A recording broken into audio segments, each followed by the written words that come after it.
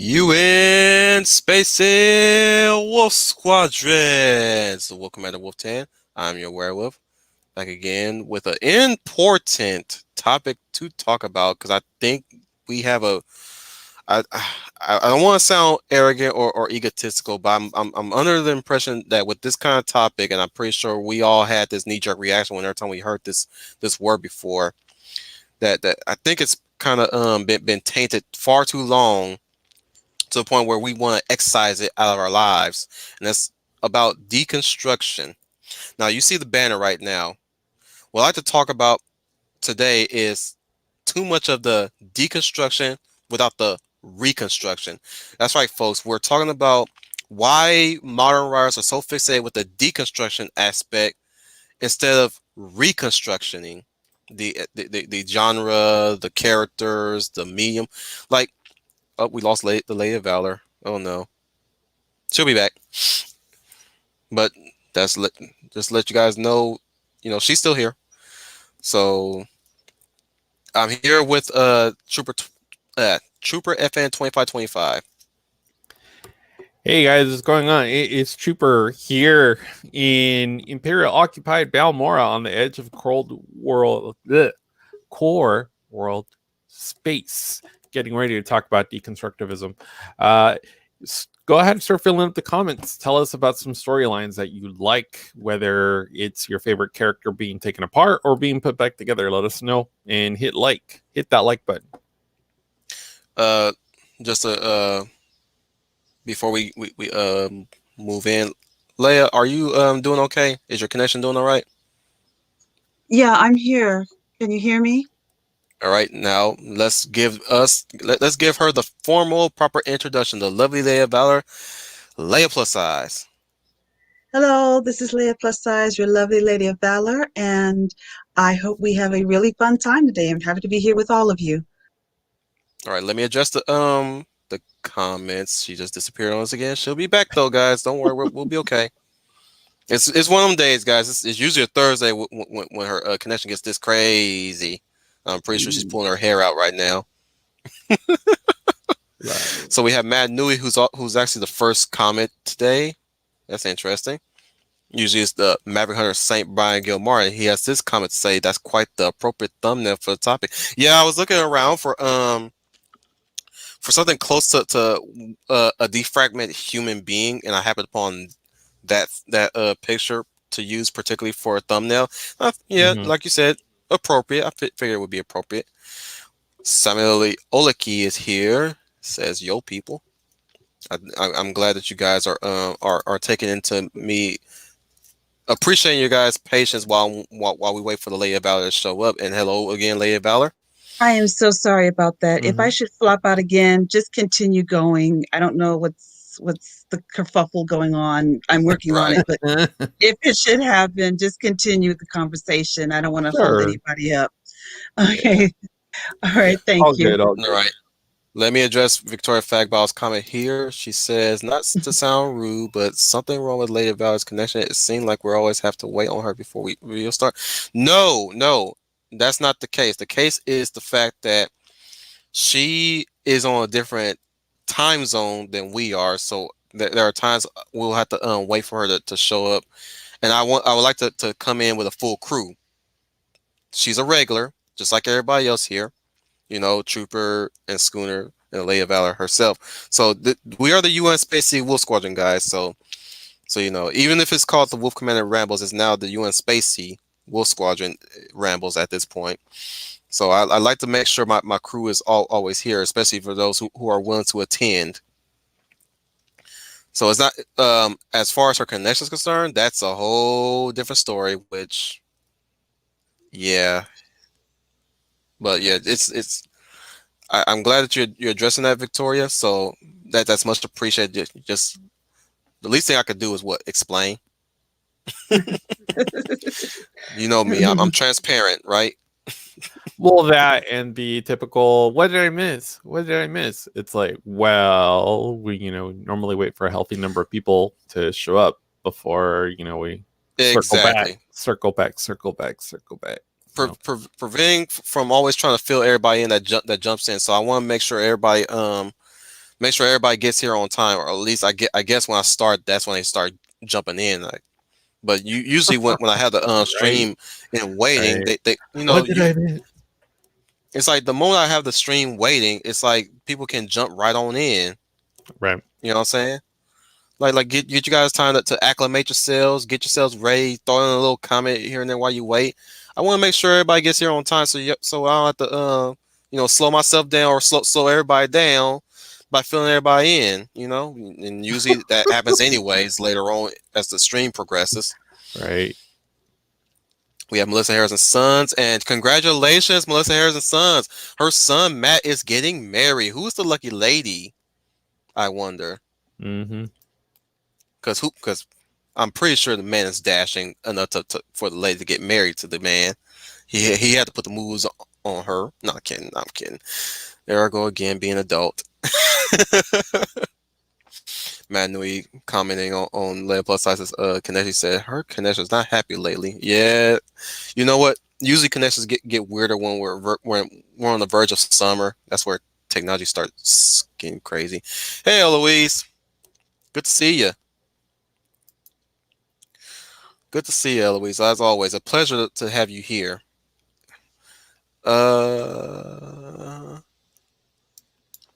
Melissa Harris says, sorry I dipped out Tuesday. My son Matt came to visit me, and Jake and Matt's getting married next year. Possibly me and Jake are glad to be back. You know what?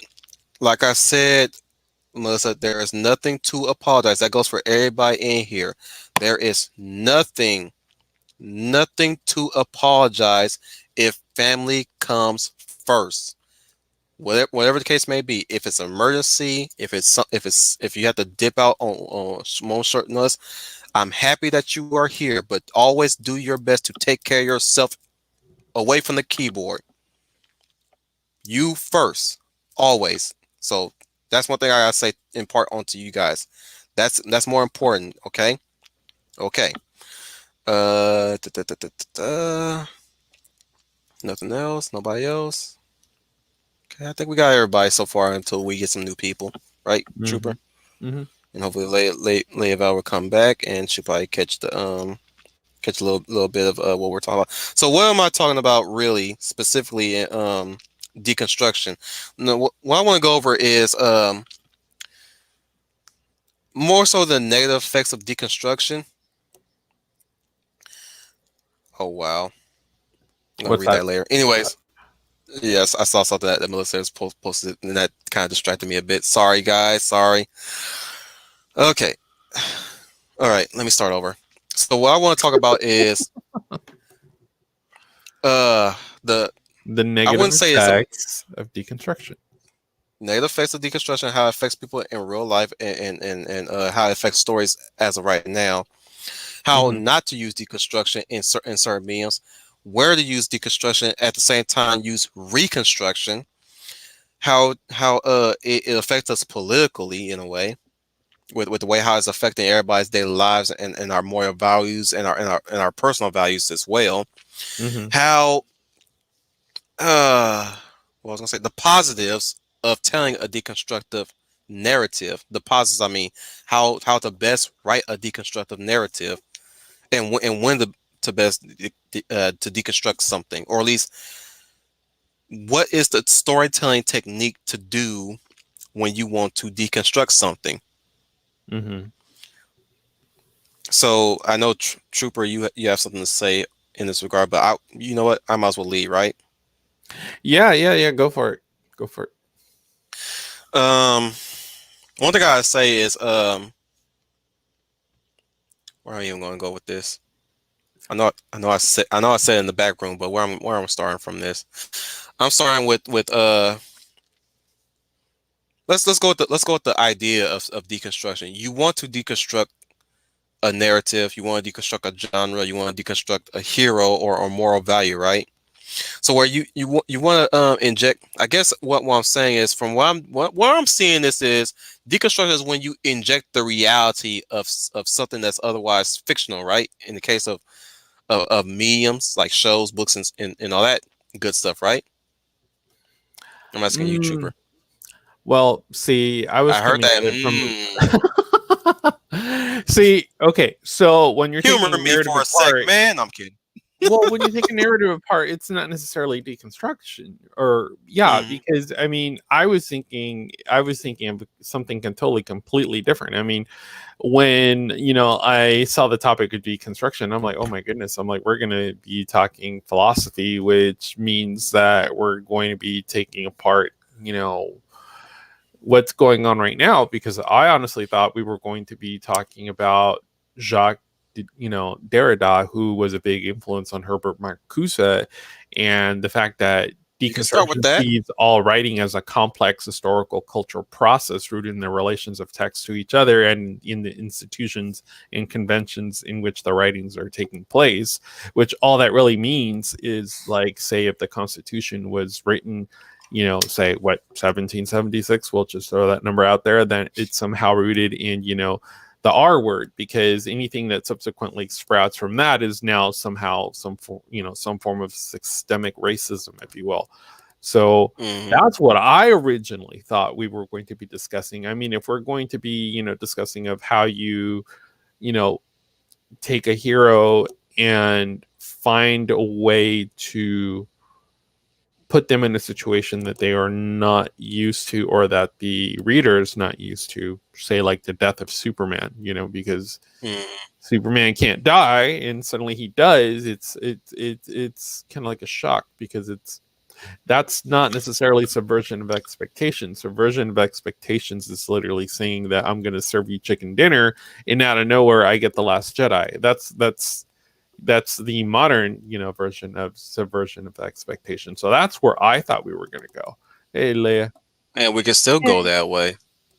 Well, it's hard to do, because once you start going, you start going down that route. I mean, the easiest way I can put it is, it's kind of like what happened with Marvel and with what happened with Thor. Even though you still get a Thor, you're not getting Thor as in male Thor. You're getting she Thor.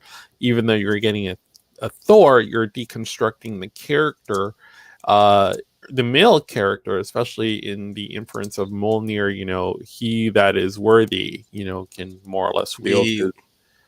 Yeah, Hey H. basically all we're saying is that, was he really worthy to begin with, because suddenly now Mjolnir has now chosen someone else, and Uh-oh. it's no That's turkey. longer he that it's worthy, it's she that is worthy. So what are we really saying? Are we saying that, that the hero himself is fallible, or are we making the implication that males in general are um, not infallible? Right. See, that's where I thought we were going to go. Not so And much. again, we can Well, still well, go that route. well. I mean, you mean in doing that? I mean, we start taking apart the entire, you know, MCU, and then you start looking at things like Endgame, where Endgame really was about true deconstruction of these heroes, because we're basically saying we don't want these heroes in the next phase, and that contractually you're not going to see them again. But what but while we're on that vein, let's go ahead and deconstruct Steve Rogers while still maintaining Captain America, and substituting again a white male with a woman of color, and you have America Chavez. Right.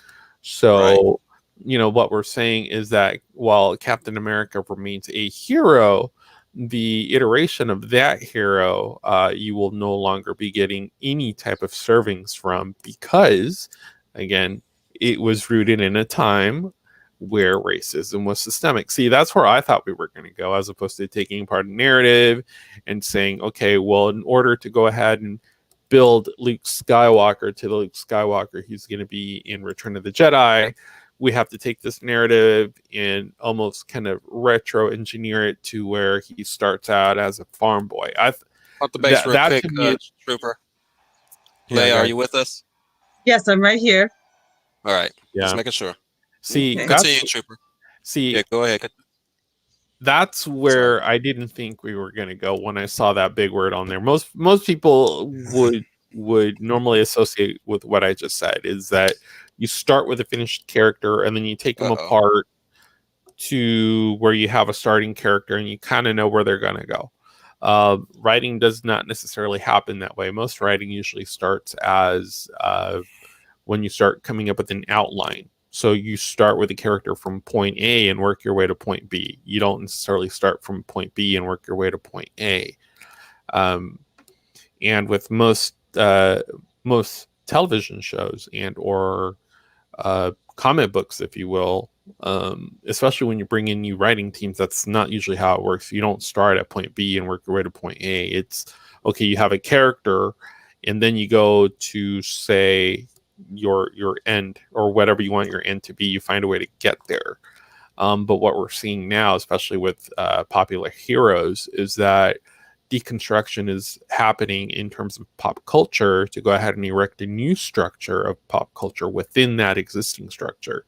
Because again, this is all about structures and substituting art with new art, which is usually happens with either changing the language or operates in a way that's subtle.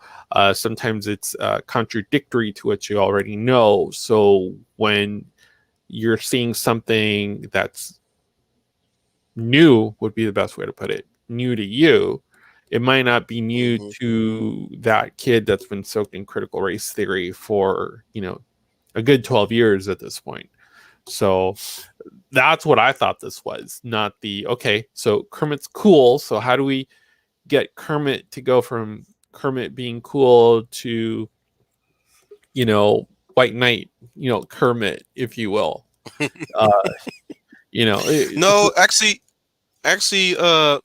if you want to bring in Kermit, I would say, I would kind of say Muppets Take Manhattan was almost a deconstruction of the Muppets, almost, where they're going around trying to, where he's trying to go around pitch this movie to movie studios, you know what I'm saying? And they're just rejecting his script, like left and right, like everybody's like all happy with that Kermit Bill, Jill, and who's the other guy? Gil. Yeah.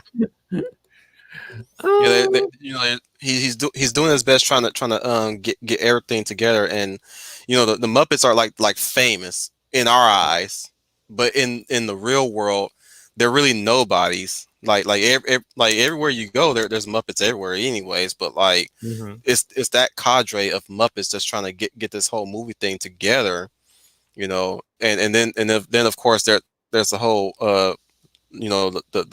the relationship between him and Miss Piggy, happening on the side, but like they finally do end up getting that movie made, where you finally get them having their wedding and all that stuff at the end. So I would say, yeah, that's one way of doing it. If you want to deconstruct Kermit, like he's supposed to be like this charismatic, easygoing fellow that people just rarely accepts that he's a cool dude, so let's give him his movie, right? No, the real world hits and like. Well, I was looking at this comment that like they almost like, since they're already out there in Manhattan, they couldn't really stick around as the Muppets. They had to branch out and make ends meet, right? Like Rizzo, he's working at a restaurant. It's kind of like a reverse how they all got together, right? Right. Well, I'm looking at this comment that Smuley went ahead and put up. He's saying deconstructing is supposedly used by a lot of people to make characters relatable. It's overrated. I don't need a character to be relatable. I need them to be interesting. Well, and that's where I was kind of bifurcating with this particular discussion, because again, whether it's culture or moral relativism, I mean, that's what we're talking about. If you can relate to him, it's again, cultural relativism. It's like he is like me, he's cis white male, blah blah blah, whatever. And I was coming at it from a different angle, where what's happening is you're literally, while you're maintaining the character, you're taking integral parts of that character out of that existing structure, which is, let's say, Captain America. So you replace Steve Rogers with America Chavez, where you have, say, like Steve Rogers being altruistic and being truthful and truly heroic in the sense, if I use the D&D term to say like lawful good or true good, if you will, you replace it with someone like America Chavez, who is now chaotic good. May do stuff to get to her own conclusion, but the effect is still more along the same of, yes, she's a hero, and yes, she's flawed, but yes, she can still do all these things. Or it could be it's kind of like the whole thing that's going on with Star Wars and what's going on with Luke Skywalker versus Rey. It's like, by literally taking the character of Luke Skywalker and just deconstructing it, giving it a different name, giving it a different gender, having it go through the motions of frame by frame of Star Wars versus The Force Awakens, what you're really saying is that while you like the idea or the character of a Luke Skywalker, that character is no longer relevant culturally to 2021 or the 2020s, if you will. So you have to make it more or less resonate with an audience, and you're going to do that by doing a gender swap, by doing an origin swap, by again deconstructing a character while still using, say, the Luke Skywalker paradigm as a placeholder. So you also have to remember that these narratives have become overly simplified to the point where now you spoon feed the audience, and that for some of the audience or the casual moviegoer tends to be relatable. Me personally, what that does is that just tells me that you can again put a budget more towards cinematic effects versus actual writing. If we're talking about writing, a good example is Star Trek the animated series. A lot of that money went to the voice actors, which were part of the original cast, while literally some of the scripts that were being written for these episodes, these writers were only being paid maybe like $1,000, while all the money was going to, say, cast members, except Walter Koenig, Chekhov. There was not enough money in the budget to bring him in to voice Chekhov, and that's why you ended up having the navigator position or the helmsman position right, be written for an Edosian, and that's where we saw our first Edosian, if you will. But yeah. So again, there's many. It's not talking about Doja Cat, by the way. But there, subvert your expectations right there, didn't I? But here's the thing with all this stuff: whether you can relate to a character or not, what you're doing is you're relating to the characteristics that you yourself would like to have. So if you relate to Superman versus not relating to Iron Man, what you're saying is that there are certain virtues and certain qualities that you yourself would like to possess. Whether you do or not, it's not for me to question. It's for you to discern. I would say that I would find a character more like Tony Stark, someone that I resonate with, because I do tend to be very opinionated. I do tend to be very brash. I do tend to be very arrogant at times.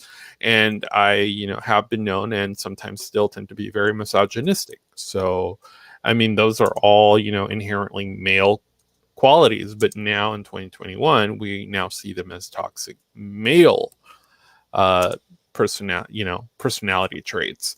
So you take that character and you go ahead and you do a gender swap. And whether it's Riri Williams or it's Morgan Stark, what you're saying is that character is from another time. So now we have to make them more relevant by changing what that character is to more or less fit something that's not as, quote, offensive. And it's the easiest way to put it. Easiest way to put it is, if I deconstruct something, I'm making it less offensive. So that's where I kind of thought we were going to go. Not so much so let's go ahead and put this character through a throng of, situations to where we can kind of, see him more or less having to rely on that which he knows to get, to climb his way out of a ditch. Which that to me, I never saw as being a type of deconstruction or reconstruction. I know for a lot of people, that's what the meaning has been. So, I got one example for a character that's basically a deconstruction and a reconstruction. And I'm going to say this, and I know I bring him up a few times in the show here and there. Guts from Berserk.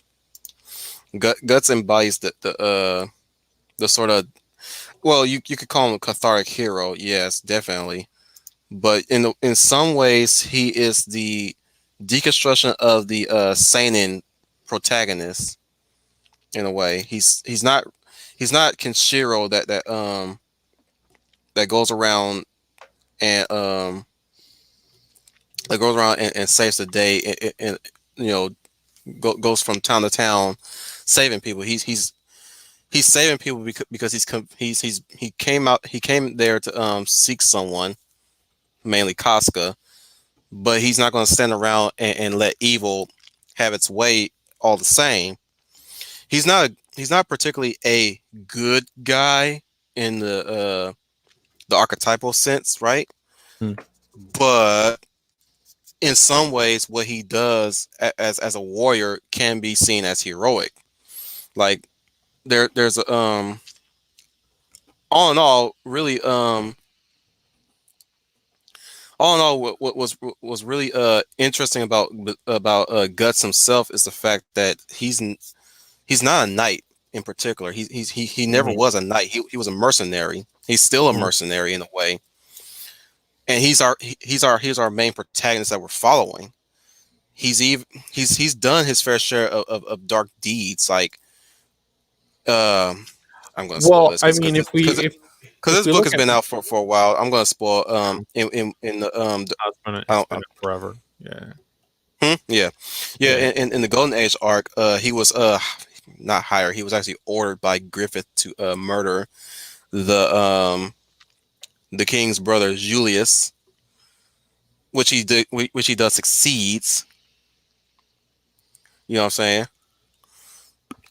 He does succeeds, but on the same token, he murdered the son of Lord Julius too, which really messed him up about that, because he's not, even though he's in the business of murdering people or killing people, or in this case of Julius assassinating people, he is not without conscience. He's not in the business of killing a child. So that was like a karmic moment for him, I would say.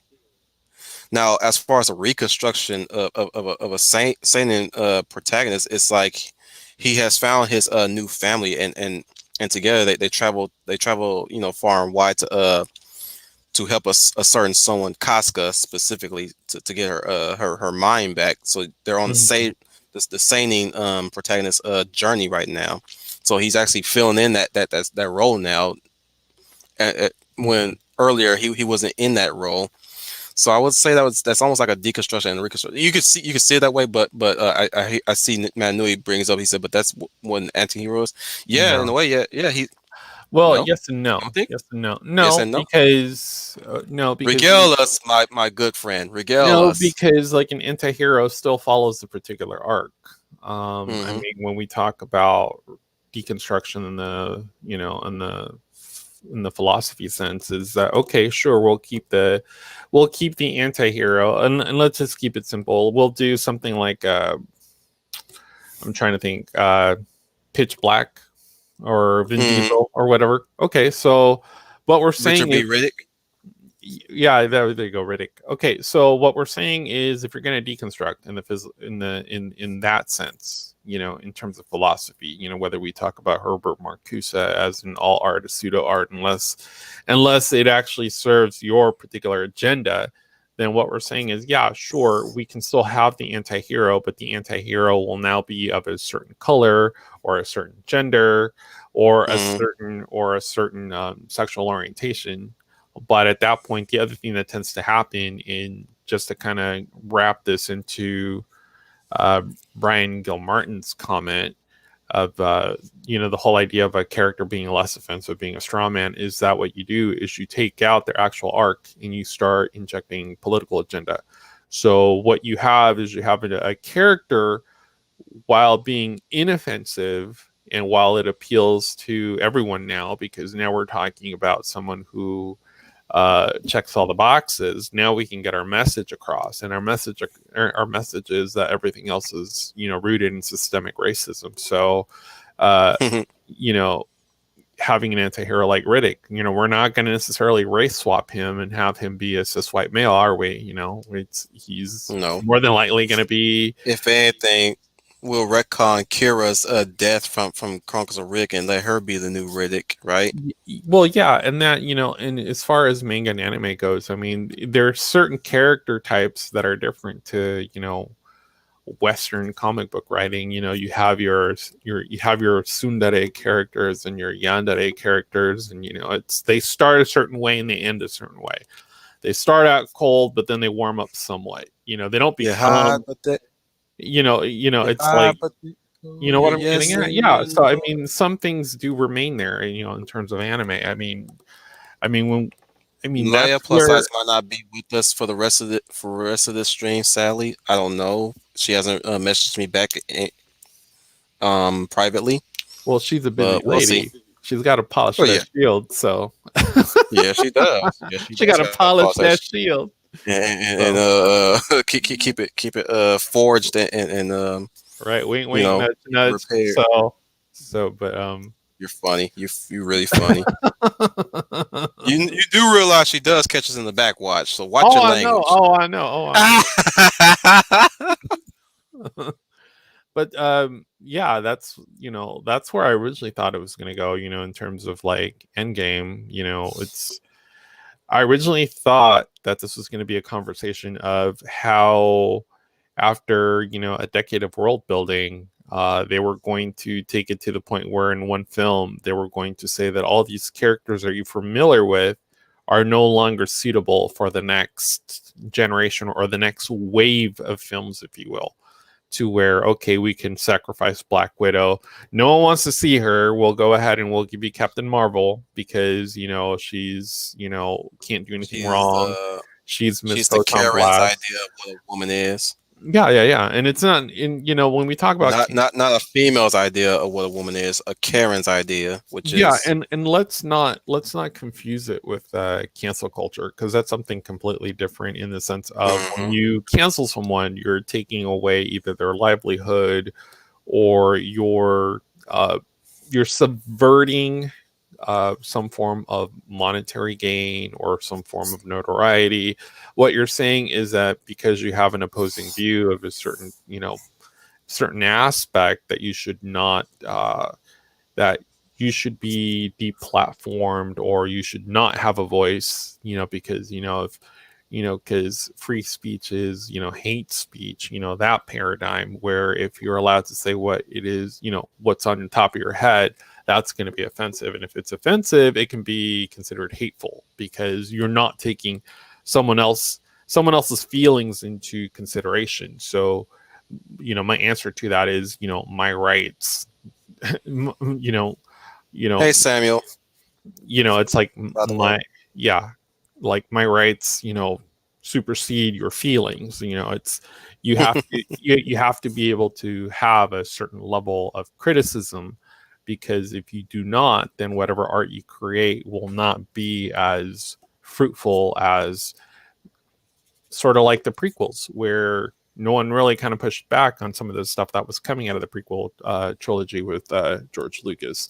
So that's why we got what we got, because there were a whole bunch of yes people surrounding him. And at that time, sure, why not? We're looking at the next mega project ever. Everyone wants to be on board. But I mean, if you don't want to be that contrarian or dissenting voice, guess what? You're not going to get true art or art that has, been tested and has been questioned, So that's how, moral of the story, that's how we ended up with Jar Jar Binks. It's the easiest way I can put it.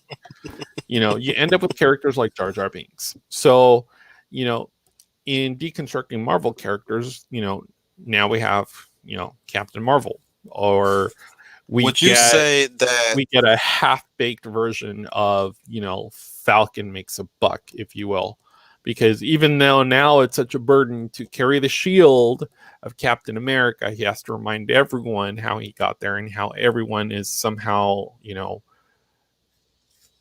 embroiled in some form of systemic racism is the best way to put it. Yeah, that was. See, I would not have written Falcon like that at all. Well, no. I mean, I would read him as a free man. Like every black person should know that they're free since the day they were born. After the once decades of progress and change has been made. Like you're no longer in that oppressed bracket. Now it's time for you to step up and ante up, like Morgan Freeman said in Glory. You know what I'm saying? It's your time now. Like yeah, there's gonna be some odds that are stacked against you. Mhm. You know what I'm saying? Or at least you'll feel that way. But at the end of the day, you got to press on. Like you can't say you're still an oppressed minority at this point, especially if you watch Pursuit of Happiness and got some sort of sense of empowerment from that movie through Will Smith, right? Okay. You also can't say that you're still an oppressed minority if you watch Denzel movies all day long, every day, and get some sense of empowerment, and you can follow Denzel's footsteps and on the road to success itself. That's why bro, I grew up on around a time where you are no shortage of Will Smith movies, Denzel movies, Morgan Freeman movies, and Morgan Freeman starring in these movies, or even the Mekhi Phifer's, the what's his face from he was in not another teen movie. He was a cameo though, but I can't really say I don't know his name, but him, he was around. Ray J and Usher Raymond and even Arsenio Halls. Let's get the OGs in there. Arsenio Halls, Richard Pryor, Sinbad. You cannot just think that black people are still oppressed when there's a lot of successful black people who, mind you now, most of these black celebrities started from nothing. They started from humble beginnings. They didn't just grow up rich. They were like Eddie Murphy, born into poverty, right? Mm-hmm. Got his stand-up comedy gig going, and now he's been in a lot of. You'd be hard pressed to find a scarcity, or at least you'll be hard pressed to think there's a scarcity of Eddie Murphy movies out there and about. The man's famous. He came from humble beginnings. Same thing with Richard Pryor. He was never born. I think we're going off topic here. Let me get back on topic. I'm just letting you go wherever you want to go with it, because I could easily say, well, I mean, now we're referencing cancel culture, and we reference, I'm gonna call her an idiot. We reference idiots like Regina King. Where if I wasn't wearing a dress, I'd be wearing marching boots. I'm like, woman, you've never seen anything outside of a Popeye's chicken at this point. For you to be saying stuff like that. She's now on my shit list. But here's the thing. Excuse me. And it's well, and here's the thing. It's like you also have you have actors like Anthony Hopkins having to apologize. For what?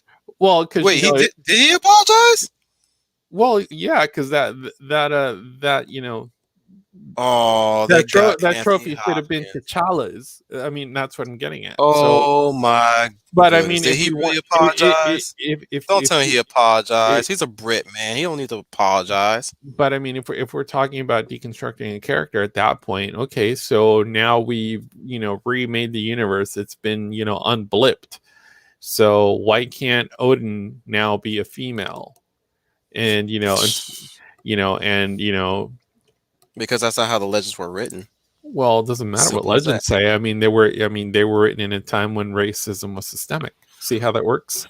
So, anything that comes out of a narrative that does not fit the current pop culture then becomes, rooted in quote systemic or it's labeled problematic.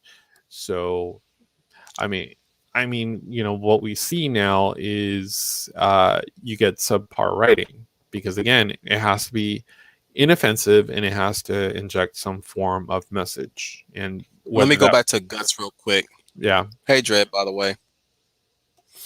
Yeah, let me get back to Guts and why I say he's kind of like a deconstruction, or at least he's a walking deconstruction. Period. mm-hmm, Referencing the golden age. There, or at least the golden age. There are so many moments where you think that it's going to go one way because manga, typical manga. Um, there's a moment where he faces this one character called Adon, where where Adon is like I like to call Adon like this parody of these crazy egotistical villains that have these overly long named attacks, or at least these anime characters that have these overly long named attacks, right? mm-hmm, Like the Kamehameha wave, or the in the case of Fist of the North Star, the fist of instant regret, but it's translated into multiple kanji, right? mm-hmm, So like he said, I'm gonna pull out this corporate technique of something, and then Gus just strike him with, just basically hits him with his sword. He okay, doesn't even say nothing, just hits him with a sword. Or like, in the, I guess I gotta use this joke again, but it's like the Captain Marvel blast thing. mm-hmm, Whereas when it comes to Guts, when a character pops in, Guts comes in with a swing. That's it. He's simple. He's swing, a simple man. It's just swing, swing, you know. right, right, Or or like in the case of Nosferatu Zod, one of Gus's greatest foes that he has yet to defeat, mm-hmm, as we speak in the book. mm-hmm, Um, you would think that in a second bout with him, Gus would succeed. Nope, he doesn't succeed. They mm-hmm, don't. Like I do mention that, and I mentioned this to Matchstick and Jado in one of our streams, mm-hmm, one of his streams. I said it's kind of weird that I realized when I was reading through the Berserk wiki, Guts hasn't even really killed any major villain in his in this story. As far as like the major villains he's ever came across has defeated, he's only defeated the Slug Count. He's defeated the Snake Count. He's defeated defeated Rosine. mm-hmm, Um and what's his face? Mosgus, mm-hmm, or even this succubus like apostle that killed Corcus. That's as far as we go when it came down to or at least in the case he helped Griffith kill Ganishka, which I'm mm-hmm, still on that arc right now. But as far as like the main villain, like Griffith, now originally Femto, or in the case of Grumble that he has an encounter that he had to get a power upgrade to really actually do anything to hurt that man. mm-hmm, Like Grumble only got that with a scratch. In the case of Zod, he still has yet to even fight Zod to the bitter end, which I'm hoping Miura will give us that at least before the you know what I'm saying, before the series concluded. He hasn't even defeated any of the other apostles, like say I'm gonna call Arrow guy because I forgot his name. I think it's Ivan. Think his name's Ivan. I'm saying it in the Russian way. But mm-hmm, or even Locust, okay, the spearman. He in fact he doesn't even know who these characters are. In fact, he only met Grumbel. He's never met Yvonne or Locust yet. Let alone oh, what's her name? The one that's an empath. But that's the beauty. But that's one thing I gotta give the beauty of Berserk right now, because Guts has the reason why Guts hasn't gotten around to that, because he's not on that mission anymore. He's on the mission of restoring mm-hmm, Casca's memory, which I think later on they did. She still got to get over the traumatic effects of the eclipse, right? mm-hmm, That's why I call it the Seinen. He's been on the Seiren protagonist adventure now. You know what I'm saying? yeah, he's on that where the seinen protagonist is out to restore his lover's lost glory or luster. They're trying to restore their pristine in a way. Their honor. So that too, whatever Okay. you want to call it, like Yeah. it involves a girl basically. It involves a girl. Of course it does. Of course it does. as it does. But like Yeah. he's on that train because that's one thing. Again, gotta respect Berserk on that because it could have went either freaking way. And truth be told, Miura is one of those few writers that actually writes for himself, Mm-hmm. and it's still for everybody. Like it's still for the audience to behold. Like you got lately we've gotten writers that write for themselves now that only they can enjoy. Right? No. In the case of Miura, he's writing for himself, but at the same time, it's like we're still along for the ride. And I know some people have fell out because of the hiatuses and stuff like that. But like now he's back on board. Now everybody's come back because that Well, was that was a series that still has yet to be completed. we're also proving But that canon no longer matters, and it's more relevant that canon no longer matters in the terms of deconstruction, because that's actually what's that too. happening. Because the Back to the argument being, deconstruction train, yeah. well, the argument being is that once you, well, Oh, not that they had, sorry, not that they sorry, even Chico, I have an mean, argument, interject real because quick. Quick yeah. update with Leia Plus size. She said she's trying to tweak up her connection, so she might come back. We'll see. Mhm. All right, just giving you guys a little update there. That shield, yeah. Go ahead But though. Continue. but it's, I mean, not that it's cognizant or it's at the surface of these people's brains, but I mean that's really what's kind of going on in terms of when you decanonize something, you can pretty much say, oh well, this is what is now. It was always this way. This is the um true Luke Skywalker, or this is the true well it's Bilbo Baggins. well, it's the Bilbo Baggins you didn't know you wanted, but it's definitely the one you needed. So again, Yeah. that line, because okay, so with mega franchises like Star Trek's, Star Wars, uh, and I'm not arguing in terms of the production houses, even though they own all this stuff and they're going to do whatever they want with it. And by all means, go for it, because to me, there's no skin in the game for me. I'm not buying any of it. Also, So, Melissa, get angry if you like. I'm not gonna stop you. but like when it comes to this kind of stuff, like, okay, so it actually means you actually have to hire competent people. And it also means you have to actually hire a certain type of person that knows this kind of stuff. It also means that it's going to cost you more to actually find someone who's very familiar with the canon. And the problem from a production standpoint is once you have too much canon, you start running into corners that you have to kind of write your way out of.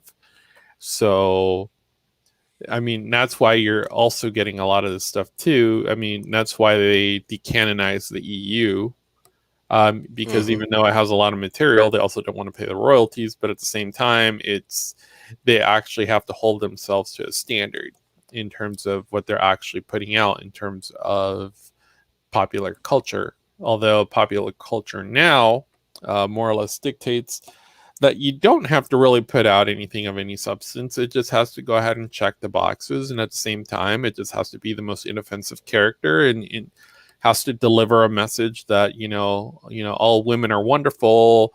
They don't necessarily need to watch their weight, watch their health. They can wear their hair however they want. They don't have to shave. They don't have to do their upper lip. Why bother brushing your teeth? If a man can't accept you for dirty hygiene, then he's sexist. So taking taking normal stuff like wash your hands, brush your teeth, all that stuff. Clean your room. Hail lobster. So yeah, the moment we start Hail Glaxor. The moment we start tossing out that kind of stuff, you can pretty much do whatever you want. I mean, that's like what you and I were talking about in the green room. I'll like tell you now, one thing, what they want to do. I'll tell you what they want to do before you continue. They want to return the monkey. They all, they got a whole host of ideologies that they picked up over the years Mm-hmm. that one that that they pick for themselves to make themselves look special or feel special, right? Not look special, but feel special, right? Yeah. Where they used to be hippies, they used to be hipsters, they used to be a whole host of things that was kind of trending back in the days where it failed, and they're still trying to follow that trend, but they always try to follow it under a new banner, a new flag. But this time around, it's communist at this point, or socialist Well, now, more socialists and communists, people would, kind of, kind of confuse the two. right? There are some things that make one, slightly different than the other. But I mean, one is the gateway to the other. I mean, that's the best way to, you Mm, know, to put that out there, is that one leads to the other. This is how it starts. Once you get to this point in the game, you're getting ready to go over the slope. Um, right.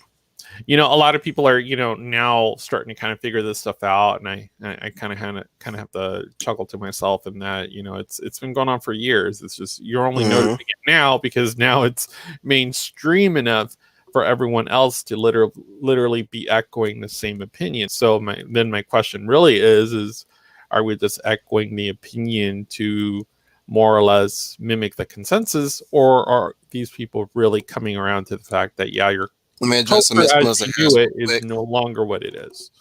Let me address Mr. Harris real quick. So yeah, I heard that she was going to try. They're in talks with Oh, her that's doing that's the that's Flintstones. definitely happening. That's definitely happening. And if it's the Yeah, Flintstones, then then the Jetsons will be next. I mean, it's I usually in would that order. say I would So, say let her handle that, because even then the Flintstones have not been really it, relevant as of right now. It kind of mirrors what was happening socially and politically back then. So if she wants to inject whatever the hell she wants into that project, excuse me, um, let her have that, because there are times where you kind of see a bit of stuff that was happening within the Flintstones that kind of would grate on you in a way, especially in the '90s movies, or at least the '90s movie and its proposed prequel, its mhm. supposed prequel. So if she want to go ahead and do it, I don't care anymore. The original Flintstones still, the original Flintstones are still alive in my mind. At Well, least what was intended for them. Go ahead, Trooper. culturally, we're at a precipice where a lot of this stuff is going to be deconstructed, whether the consumer likes it or not. I mean, we are part of consumer culture, and I did post that on MeWe a while back. That once you Hmm. realize that the fact that you are also participating in consumerism, and that you also were participating passively by being very comfortable in the state that you're in, given the technology you have access to, that in being immersed in Hey, that, Fiona. you gave way or almost passively gave permission for this stuff to happen, then you really start coming to the conclusion of, I was also participating in the process, and that's a pill that you kind of have to take slowly. And I've said personally and privately that, it's something you either push through, ignore, which most people will do. It's, well, how do I get past this? I'm pilled now. That seems to be a buzz term now. It's like, well, You're the thing pilled. about this stuff, yeah, well, yeah, either red pilled or black pilled, or is there a white pill in all this? And white pill meaning, like, is there a glimpse of hope? The glimpse of hope is that you can still buy this stuff at used Hmm. media stores. That's it. But as far as, the franchises as you knew them, forget it. While they can do it, they will. And as far as any type of pushback, let me put it to you this way. Snyder Simpson General thought that they really had won, some battle to get a version of a particular, you know, Snyderverse that they wanted. But, here's the thing. It's like you see Trooper, push the, pause on that real quick, yeah. because I want you to check this comment out real as well. Hmm. And it's from Victoria Fagball. She says, "Do you think that SJWs are going to try to reboot Family Matters, Smart Guy, and The Cosby Show? I hope not." Now, They already tr- passively have in a way with shows like Dear White People. yeah. Well, here's the thing. Like, But I'm gonna say this to you guys right now. It's never going to stop unless we make them stop. They're not going to stop at just Star Wars, Star Trek, all of our beloved franchise. They're going to branch out. They're they we like to equate them like cancer, and that's an apt comparison. They move on to other things that they want to hate, so they want to change it so that they can feel comfortable about themselves by them making history for changing something that didn't need to be changed. Well, It was never a bother in the first one. Like, think about it like this: if they even touch Family Matters, right? oh, they Carl won't. Winslow will I probably mean, be Carl Winslow will probably be gone, non-existent. They they don't want the black they don't want the black man. They will it'll want they will want they will want Winslow's. I'm almost done. I'm getting there, man. I'm getting there. I know you're anxious to talk about this stuff. I really do. Like, once you're on the roll, I know you, trooper. I know you. Don't worry. Mhm, You'll get the spotlight, buddy. mhm. I know you I'm took just it. listening. I know you had your coffee, man. Dang. I wish I need more. Um, I need more. but Like, anyways, yeah. this is where I'm imagining what they're gonna do with Family Matters. Hmm. They're gonna either turn Carl Winslow into an ineffectual dad, or a fuddy dad, Mm. or they're not gonna animate it at all, because apparently it's more PC to depict Wizzle's wife as a single mom, because apparently only black women are single mammies. She's gonna be dependent on daddy government. Let's just Ain't call him nothing that, daddy wrong with no government. government paycheck. Uh, freaking Urkel will be a simp for Lara. Mm. He was already a simp for Lara, but he's gonna be the worst kind of simp in Family Matters. Eddie will be the toxic male, of course. He's because he's a jock. He's a jock with heart of gold, but they're gonna make him a toxic male. Laura is gonna be the booty shaking diva that the black woman of the poorhouse would strive to be, since Cardi B and Nicki Minaj have paraded that idea into the mainstream now. Now they want that to be socially acceptable. She's not going to be that church home girl that we used to know and love, even though in real life the actress became a porn star. Hey, Hey. hey, Leia, are you still with us? Yes, I'm here now. I worked on some of the little kerfuffles, so so Mm. far it should be good. Sorry about all the interruptions. Hey. And while I'm on Urkel, let me swing Sounds back like to Urkel. Not Yeah, I'll fill you in. We're talking about uh m- Victoria Fedball brought up what they will they with the SJW's Touch Family Matters Cosby Show, and who else did she mention? Smart Guy. And All I'm like, the and black I was saying, entertainment shows. yeah, I was gonna say, I was saying that they would not stop at our entertainment. They would find anything that they have a problem with. And what I was doing was breaking down what they would do if they ever did reboot Family Matters in the eyes of SJW. And going back to Urkel, he wouldn't even be a dude. He would be a gently confused boy Well, that's non-binary uh-huh. and gender fluid. Um, Oh, you mean like who did Will I miss? Smith's son? Who did I miss? I think they're gonna write out Granny. They ain't gonna have the grandma. They're not gonna have the little brother. He's gonna be gone, no more. And I also mentioned that Carl Winslow is gonna be either a deadbeat dad, or a fuddy dad, or a less threatening dad. And worse, they'll rid him out of existence and make Mrs. Winslow a baby mama, and relying on daddy government. So yeah, because apparently that's political correctness for the black community. That is reaching out to the black community. It's showing the worst traits of the black community as something to be more proud of, and visually appealing to the black community, because that's somehow relatable to the black community as a whole. Is basically, we're living our worst aspects of our daily lives, and we're supposed to be okay with that. We're Well, supposed to be okay with that. Is there I some was truth to that? gonna. Leah Well, plus I was. size? What I'm Yeah, yeah. saying? Go ahead. Well, me personally, I don't find any truth to that at all. Whoever thinks that's truth really doesn't like themselves, or they don't have any confidence in themselves, or just doesn't see. This was sort of a case that came up with Idris Alba a couple of weeks ago when some uh Thank you, Melissa. yeah some diversity chief, they call him, Mhm. said that he wasn't black enough on his show. Idris Alba. I mean, Hmm. come on.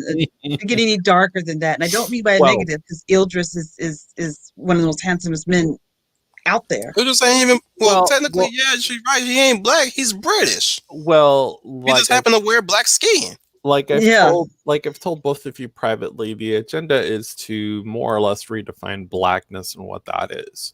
So when Mm. we talk about, POC, programming of color, there's there's a few sacred cows out there that they won't touch. And yeah, they won't touch shows like that, but they're more than happy to do spin-off shows off of that. Okay, well, it may not be a different world, but it may be Vanessa's daughter now who is living another different world, if you will.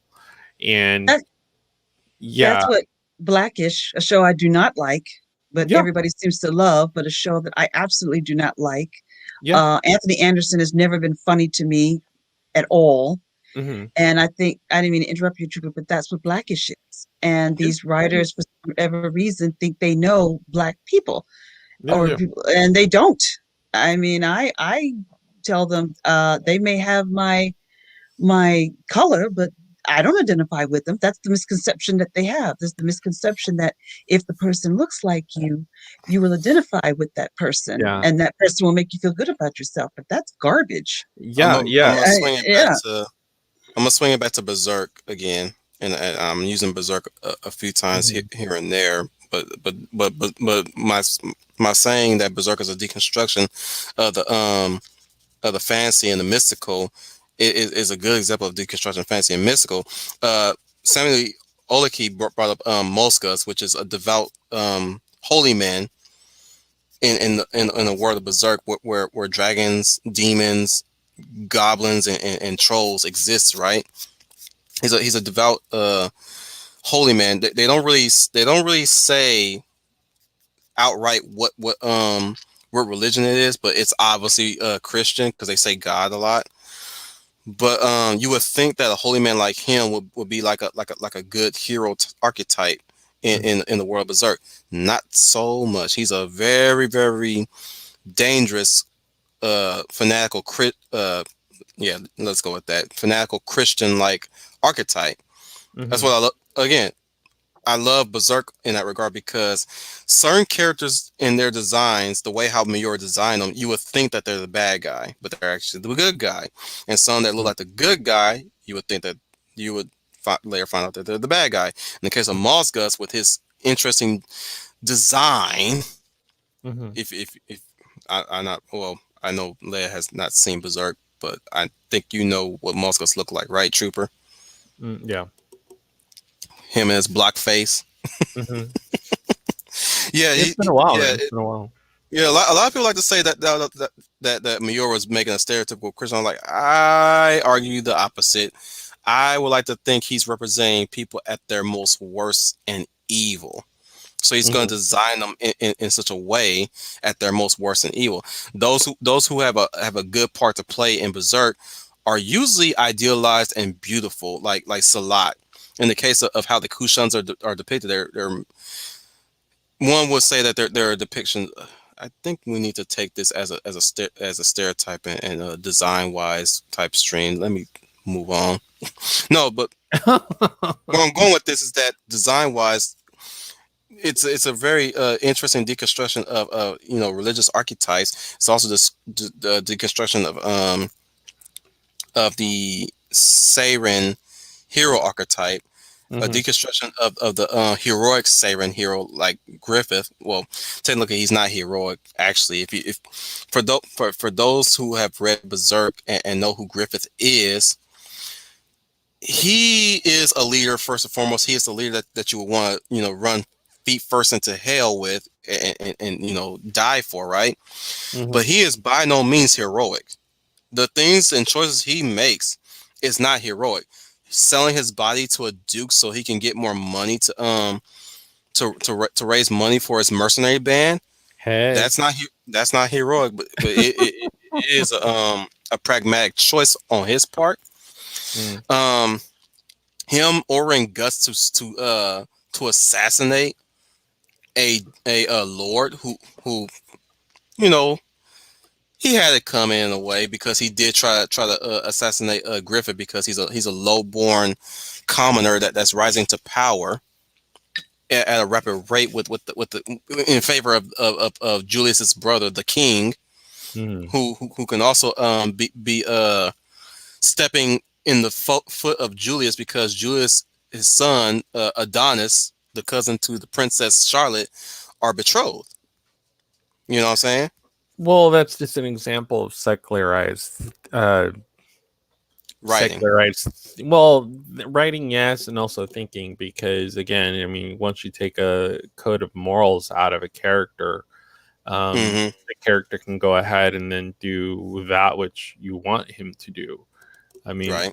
that's what it really comes down to with a lot of these characters. As society gets more secularized and Yeah. moves away from a moral compass, if you will, you get more of the quote unquote non-binary thinking. So, I mean, that's kind of where we're at with a lot of this stuff. But I was seeing a comment that Fiona said that it's okay if you're burnt out on superheroes. But here's the thing, on the last stream that all three of us were on, plus Schooner, we were Three talking of us about, plus Schooner. You mean four of us? well, plus Schooner would make I'm four. busting your chops, man. I'm busting your chops. Hey, math is racist, so I identify with you. But Are you still with us, Leia plus size?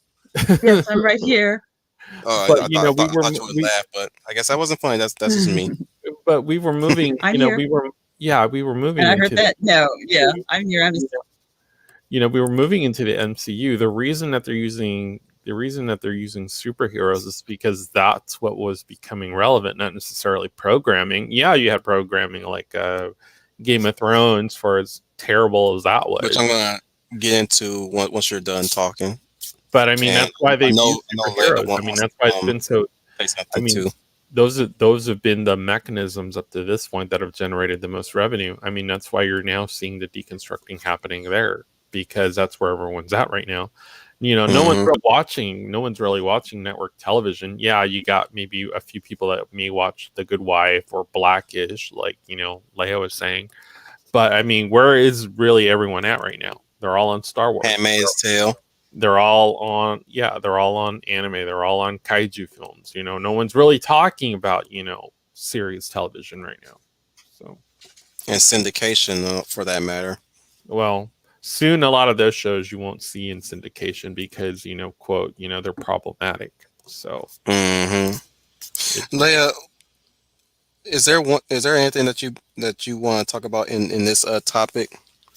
Because I know we've been gone. We've gone almost like an hour without you. So I like to hear Leah Ballard's thought process on deconstruction. I can live. I can tell Trooper you missed me because you would not open up your singing skills if that come in. So I take that as a loving concern. Well, the only thing I can say is I can go back to Trooper's comment about how blacks are seen on televisions, particularly in this days. And I just think the people that seem to, well, first of all, they don't speak for me because I am my own person. Yep. My color does not define me who I am. I define who I am. Mm-hmm. But lately in this poison atmosphere of cancel culture, they don't believe that. They believe your color defines who you are. Mm-hmm. I don't, and I don't dance to that music.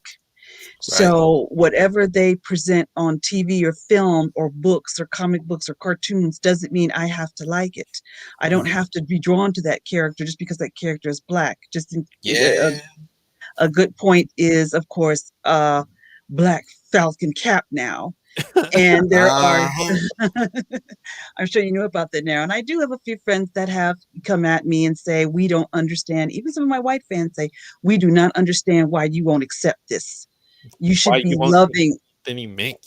They actually said Yeah, that we do not yes, accept this. yes. No, they told me, why are you not accepting this? That's what they Because said to me when I told them that, well, to me, Captain America is You and know, always will be Steve Rogers, not I'm gonna and will interject real quick because I heard something. Well, she didn't really outright said this, but my wife had asked me this. She said, "I thought you would be happy about something like this. Like this was after we this is like no, a week after we saw Endgame, right?" that's And I Mhm. complained about crazy. the fact I complained about the fact that Falcon was getting the shield from Captain America. And I said Yeah. I asked her, what do you think made more sense to you?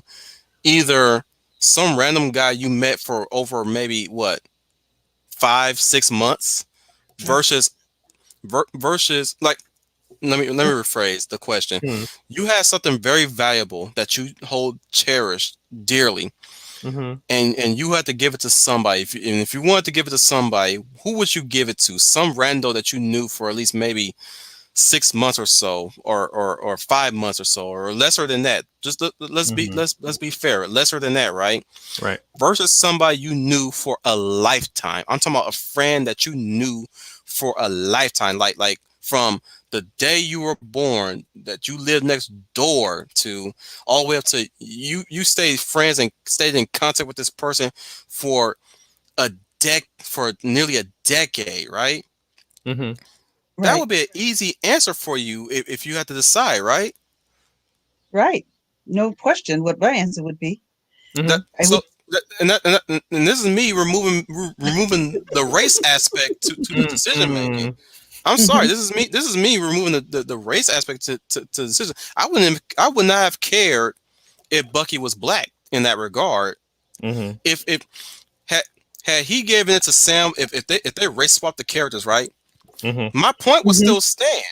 My Me too. point was still stand. Bucky, if he was black and he knew Bucky for a lifetime or at least a decade, versus Sam if he was white and he knew him for at least like 5 months or so, right? Mm-hmm. Not nearly enough to really establish that long history of friendship.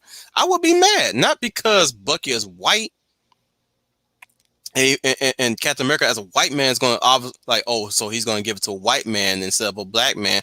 No, I would be mad at the fact he would not give that shield to a friend he knew for merely a decade Well, versus some random dude. that That's makes like for a Iron good what if comic. Like, that too, but that yeah. would be let's swing it to Iron Man. That would be like Iron Man giving Steve the Iron Man suit and not Rhodey. Mm-hmm. You know Yeah, how that's a good stupid that would example. sound. Mhm. That look, I should use that. I should use that example more often. Actually, Yeah, not now that I brought that up, I yeah. shouldn't use that. Use that. I think yeah. That's like I was like that's like Tony giving say either Steve or Thor the Iron Man suit and not Rhodey. If it should anything happen to Tony, like you would Mm-hmm. not do that. You don't like. Yeah, you say Captain America is your friend, but for how long? Who is your best friend? However, who is your who is your best friend? Rhodey. Rhodey is your best friend, not Steve. Steve is your work friend. Thor is your work friend. Bruce is your work friend. Rhodey is your friend, your best friend. And you gonna give the Iron Man suit to either one of the guys that and not your best friend Mm-hmm. who knew you intimately, personally, right? I absolutely agree. Right, right. Go ahead, Amen. Leia, because I know you want to add something to this. I know you got something up your sleeve there. Let's hear Leia Valor on this one. Now we brought up the shield and the deconstruction of the Captain America and Mackey's comment about Captain America is not representing the America that I know. And the I don't have blonde hair and blue eyes. I just blew my Yeah. stack when I heard that. I just absolutely blew my stack. I have just been He on my shit list right now. yes. After hearing Fan Man bring that up, excuse me, everybody. Oh, But yeah, did he on my he? yeah. Fan Did Man he? brought up that he actually read it. This is a tweet, by the way, from Anthony Mackie himself. And I'm like, oh, you on my shit list now? I think YouTube And I unsubbed me and from I had Fan the Man utmost, channel. bruh. I had the up. What'd you say? Well, I honestly think ScrewTube unsubbed me from his channel. Like, there's a lot of like mopery that goes on with this platform, and I'll leave it at that when it Yeah, comes to certain stuff. So, exactly. But anyways, yeah, like when I heard Fan Man read that from Anthony Mackie, I was like, yeah, you on my shit list now, buddy. that's crazy. I Mine only too. Mine I That's only had a too. crazy. problem in the case of Michael B. Jordan. I only had the only problem I had with Michael B. Jordan is the character he played, not the man himself. So far, Michael B. Jordan is still cool in my book as of right Look, now. look to get Mackie, a on the other paycheck. hand, Look, to get a paycheck, you don't got to believe it. You just got to bang the drum because that's all they want right, you to right, do. and I'm So, hoping that's what Mackie is doing. well, Some part of me is hoping. Some part of me is hoping that he's just saying what the media is saying. But this is Twitter we're talking about, so this is him on his off day out of the interview, right? mhm. Right. So some part of me believes that's him saying that personally. I'm like, bruh, you were just in Alter Carbon, where you're in a story where everybody can literally be anybody. The stacks, the sleeves. You could be a Mhm. black man. You can be a black woman. You could be a Mexican man. You could be a Mexican woman. You can bang any chick as a man. You can bang You, any dude as a man. you You can be a can you can Latinx with stumps. you can die and get your stack put into a new body because the body get cloned. And I'm like, bruh, you're in some very prolific stuff and you're coming out saying this bull crap? What is wrong with you, man? I'm telling you, it's He used to have some very insightful things, like that one interview when he says, we're just talking, we're not listening. mhm. Mm-hmm. Yeah. Well, he used to be What very changed humble. over time? I don't know what changed. I agree with The you, money but changed over time. Look, I'm gonna say this right now. If I ever catch him on the street and he's talking about that he's spin that same BS, I'm like, don't even Mm, try to mm. spit that BS when you were in a movie where you were fucking lesbians. Excuse me, Hey, for yeah. money. hey. Yeah, don't forget that you were in She Hate Me where you fucked lesbians for money. Excuse me, everybody. Again, I'm sorry, Right. I'm getting pissed off here. It's okay because I've been well, as you watch, I never watched the show. I knew about the speech. It was sent to me. It was on YouTube and sent to me by a friend. And I'm not. First of all, I knew it was going in this direction. uh, Mhm. The garbage fest that was in game, and which, by the way, really screwed Sebastian Stan as Bucky. But I'll get into that later. I think Bucky just got totally screwed in this, and Sebastian Stan, because I do believe Sebastian Stan was in the progression of becoming the next Cap, even like it is in comics. But Mhm. I knew of this, which is why I never bothered to put myself to watch the show because I knew the show was just garbage. But the show also basically just deconstructed Steve Rogers, but not in a good way. Mhm. They basically did to Steve Rogers what Kathleen Kennedy has done to Luke Skywalker. That's basically what they did to Steve Rogers with the show. I mean, some of the Well, stuff that the dialogue coming out of the mouths is just it's disrespectful. It's sacrilegious. It's just that show was basically was setting up to put Steve Rogers down mhm. so Sam Wilson can shine. That's basically all it was over any of them. They treated Bucky like a bumbling idiot. Mhm. Did not like because of the two, Bucky's my favorite. Of the two between Sam and Bucky, Bucky is my favorite. I don't care what nobody say. Bucky is stronger. He has the serum in him. His story arc is better.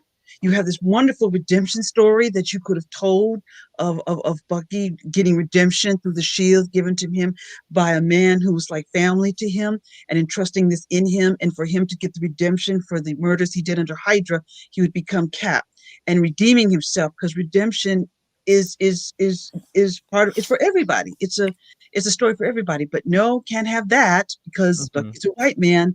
We can't have a white man look good. So let's Not elevate. anymore. Yeah, not anymore. We can't have that. Yeah, I mean that's what it really comes down to.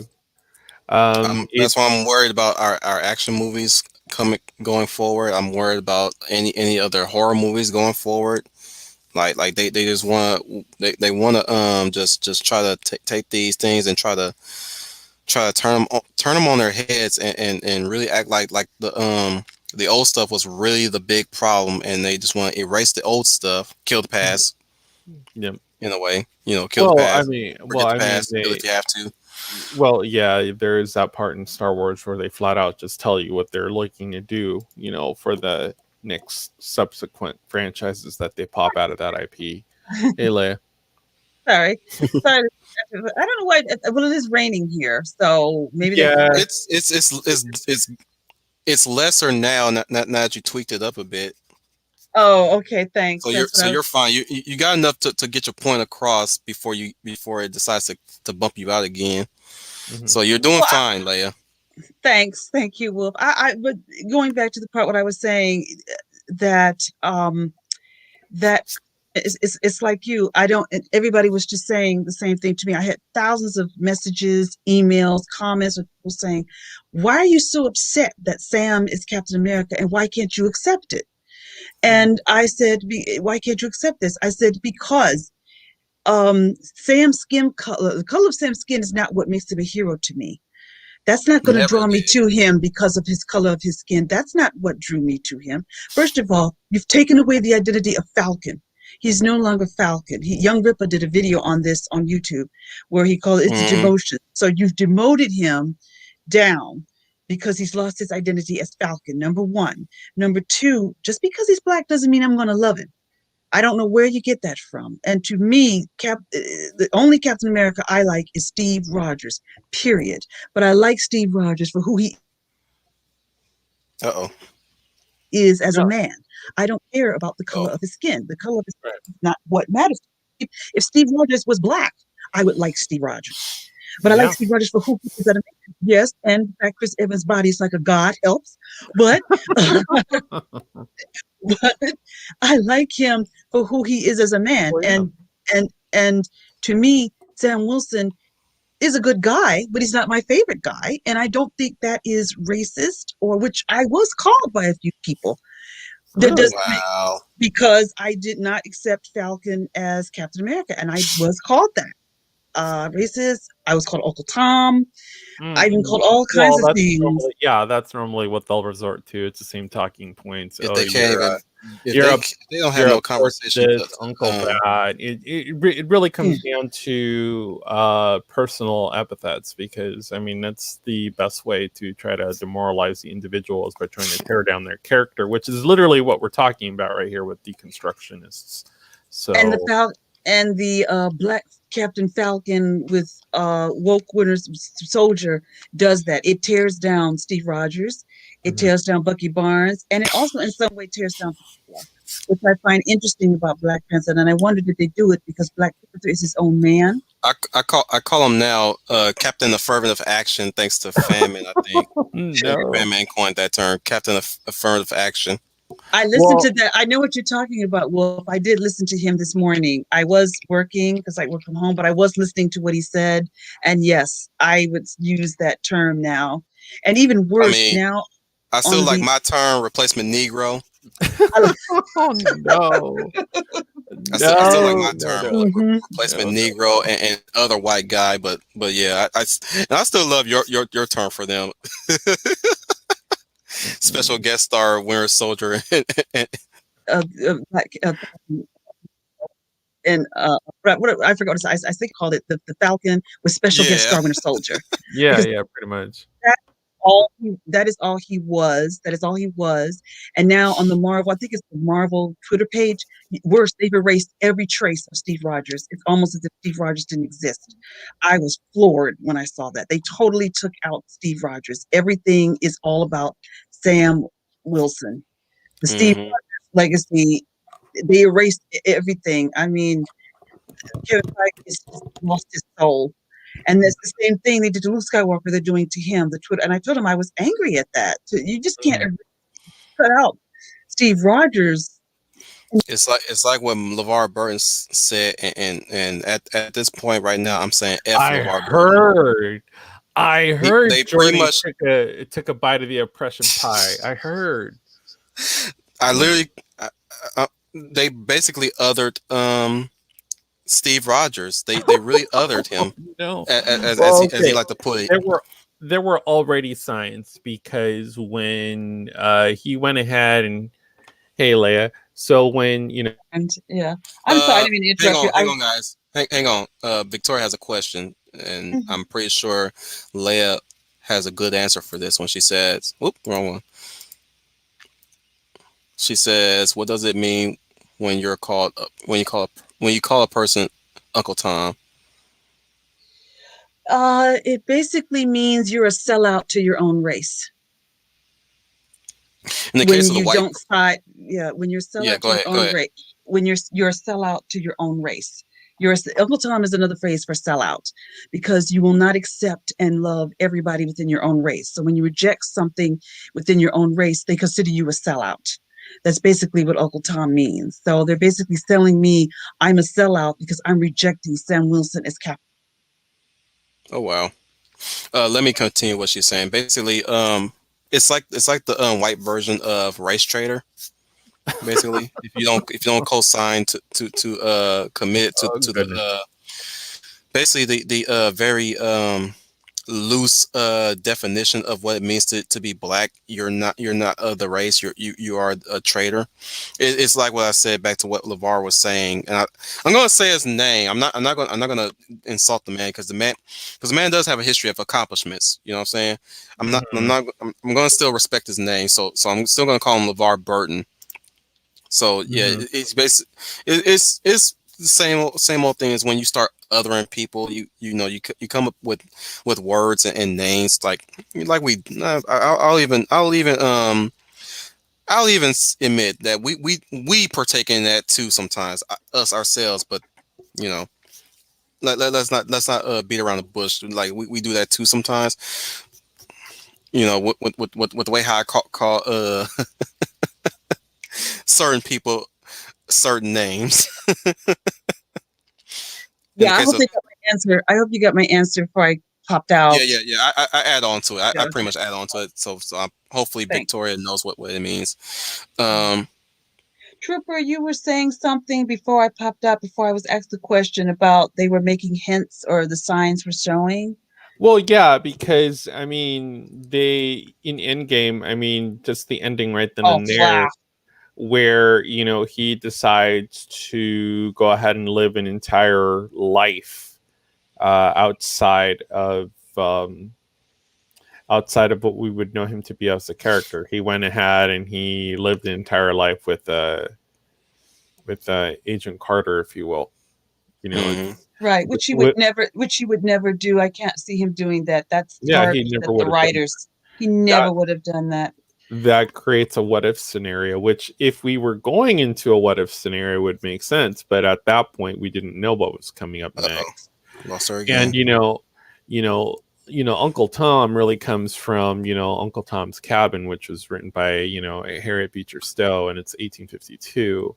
I mean, when we're talking about novels like that, what we're really saying is that for its time, it was rooted or problematic in terms of the time it was written in.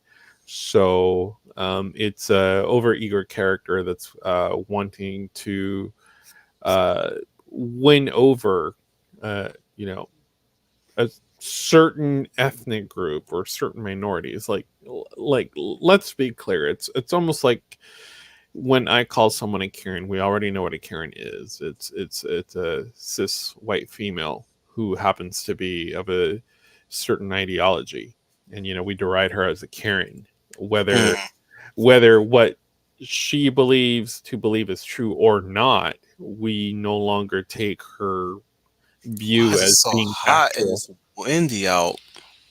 Well, for me, it's warm because I have my little space heater on because I've been I cold took all my day. sweater off. I'm like bare chested right now, and I'm still hot. Oh goodness. Like it's like summer out here right now. I was like, wait a minute, hang on. We ain't even summer until like what, late June, Well, July? they're gonna have a problem. They're gonna have a problem with Black Panther in terms of who's gonna be the next Black Panther because Letitia Wright's already out of acting. Hmm. She um Did the tour moth scare her off? no, I if I remember right, she found Christ and then did her what do they call that? Um, Baptism? no, she didn't do her baptism, but she more or less went on and gave her testimony on stage, and she quote was living a life she did not like, and it was rooted in vanity or whatnot. And I mean, her testimony is on Hmm. YouTube; you can find it. So as far as we know, she's out of acting. I don't know if she'll come back or not. It Kind of does. sounds genuine on her part. So I mean, you can look it up. You can look it up as Right. Letitia Wright's testimony, Christ, and you're going to see it pop up. So I don't know who they will get, but obviously, Black Panther is going to be a character that they're going to want to bring back. I don't know if it'll be Michael B. Jordan or who it will be, but anyone who's so miserable they're willing to derail my workday in retail to the point where I want to print that TSM coupon and get them out of there.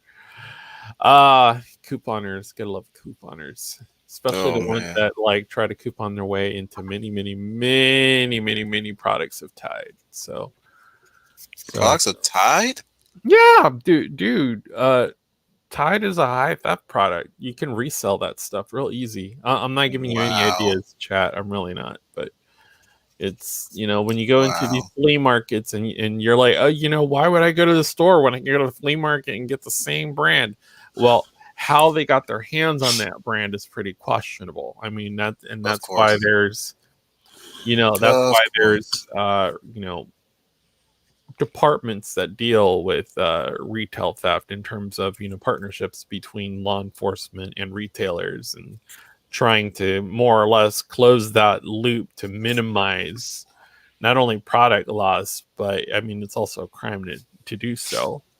And I mean you get big freaking eBay accounts that you can buy your stuff on eBay, but how they get those items are questionable. And usually someone fencing an item to another fence who's got Let a me get back to you when I finally read it, Samuel Proctor. yeah. Yeah, what you saying right there? Like, I'll get back to you on that one if and whenever I've read it, and Yeah. I'll tell you what you're saying is definitely true. Troy likes to reference that a lot when it comes to I bring up the fact that I'm in the same league as Leia plus size, Mm-hmm. and I did mention that and one point in time my mom and we didn't get into an argument. We just got Mm-hmm. into a discussion Mm-hmm. specifically. Let's call it for what it is, a discussion. Yeah. And she and I could not agree on the Breonna Taylor case. And I pretty much Really?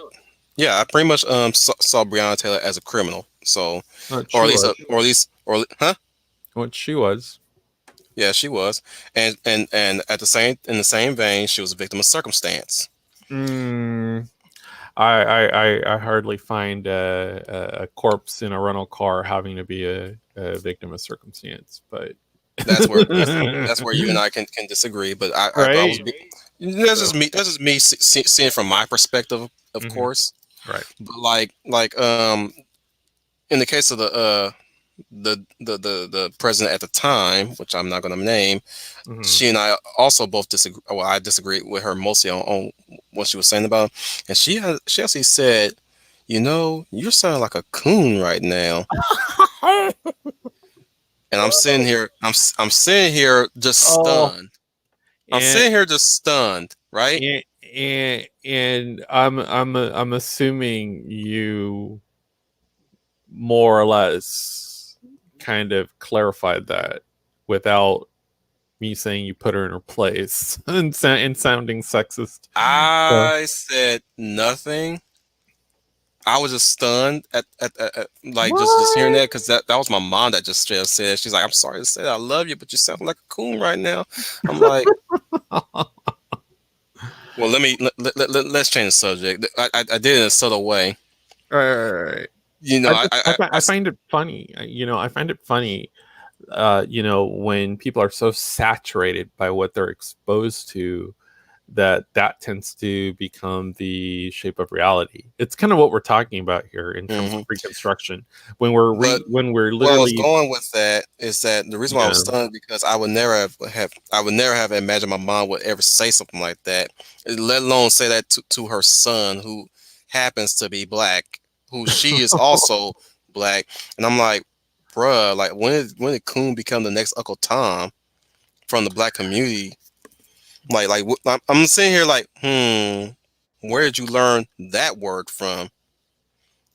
well, I'm like really and I'm really like wondering, did she somehow found the BLM website, and that, and oh goodness. I'm just saying, on that website they redefine the terms now. Well, of course, like like I brought up before, you have to, in order to win an argument, you have to stick to a similar talking point or change the definition of something to mean what you want it to mean. So therefore, the person who's trying to actually make an But assertion is, quote, in the wrong. we're going way off topic, so I'm going to move on to I mean, talk about, it's all part of the same thing. I mean, it's yeah. just it's moving from pop culture to more or less like current events. So Yeah, I'm gonna bring up Game of Thrones now on the deconstruction aspect, yeah. Or at least how to do it right, in a way. Okay. If whether you guys like George R. R. Martin's writer or not, that Yeah. he's not for everybody. Let's just be real. He's not for everybody. Mhm. But like let's steer away from the from that talk. Hello. Melissa, I know I mentioned it in passing, but let's not get into that type of talk. Into the weeds. So that's the only time I'm ever going to mention them. So let's not talk about them right now. Leia, you missed the you missed something interesting. Fill her in so I can hear it again. So yeah. So No. I'm joking. You don't have to. are you still with us though, Leia plus size? Just checking the airways. And she's silent, so she might be struggling with her connection right now. Yeah. Okay. Um, But here's the thing, okay? you didn't And mind you, Melissa, you did nothing wrong. Don't worry. well, okay. So we'll take it out of current events. Okay, we'll take it out of current events. But in this same vein, if you don't know the history or the canon of a character, if you will, so if you don't know the canon of Uncle Tom's Cabin, okay, so we'll go back to Captain America, if you will. If you don't know the history of Captain America, then it's very easy to make a blanket statement about something that you have no real insight into. Very true. So, I mean, that's why you can make blanket statements like those. And yeah, while they cut you personally, like I've had all sorts of, I've had all sorts of, I have been brought it up pejorative to her. comments made in my direction.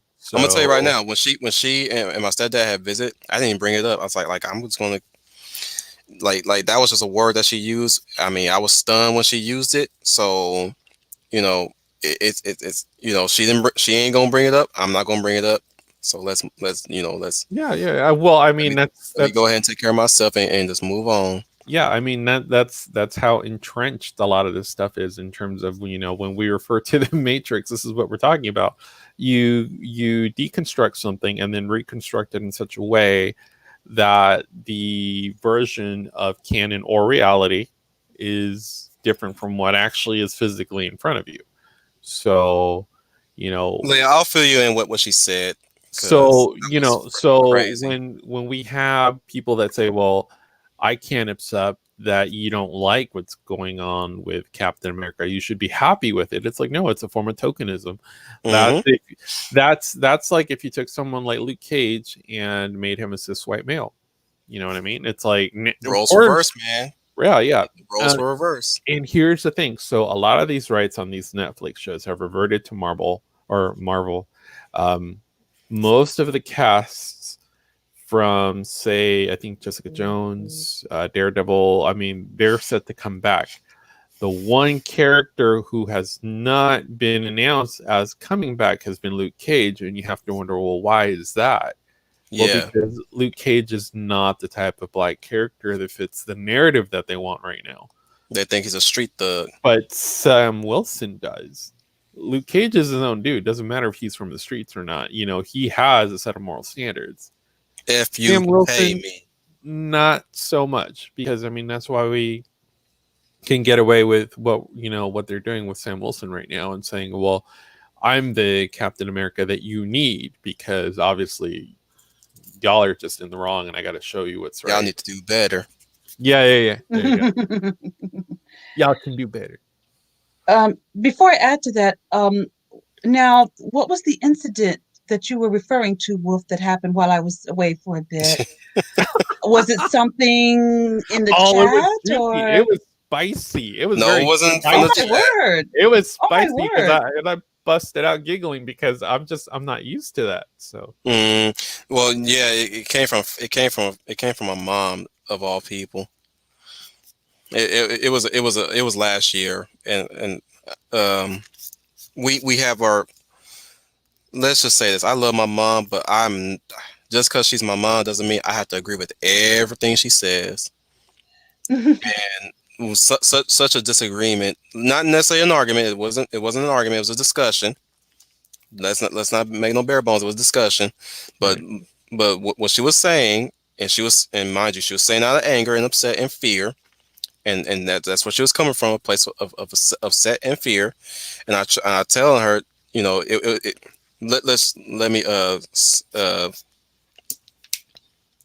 just say it was the Breonna Taylor case. Mm-hmm. Okay. Which I didn't agree with her what she was saying about that. Which I outright stated like she was a criminal. I said that I viewed her as a criminal and a victim of circumstance. I want to be fair too. In that same token, she was a victim of circumstance because she never had been in that type of situation, considering that she had a promising job, right? Right. But she chose to. But she in the same vein chose to be in that situation, and we also got into the conversation about the president at the time last year, and I, in a way, outright defended the man. And she said, I hate to say this, but you're starting to sound like a coon. Oh, that's what I before. I'm like, wow. I've heard. And I'm like, I'm just sitting here stunned because I would never have heard that coming from her, let alone towards another black man. Towards our own people like that. I was like, that's what you're gonna do? Your son, your own flesh and blood? Jody, you don't do nothing in here but eat, sleep, and shit. No, I'm kidding. Mm-hmm. I'm pretty sure Leia knows where that's from. Yes, I do. I do. For those who don't know, it's from Baby Boy. Yes, I know where that's from. It was like, bro, if I had thicker skin that day, I probably would have quoted Jody in that instance. Like, that's what you're gonna say to me? Your own flesh and blood. But yeah, I was still stunned. I'm like thinking at the same time. I'm thinking now after being stunned, I was like, where did she even learn to say it like that towards a black man? Because normally we would never have used that against our own people. We would use sellout, right? We use Uncle Tom, right? She didn't say sellout, or she didn't say Uncle Tom. She said coon. I was like, what? On one Facebook page I was a part of for us Cat fans, one person sent the administrator sent a message to me when I tried to explain why I didn't like Sam's Captain America. She sent me a message that hate speech will not be allowed on this page. No page will be allowed here. Please keep those Oh, I love it. comments. And I was like, where in the world did I say, hey, why? I said, why am I getting all these messages? And then she said, no hateful comments whatsoever. Just face it. It's all about Sam Wilson now and not Steve Rogers. So just face it to yourself.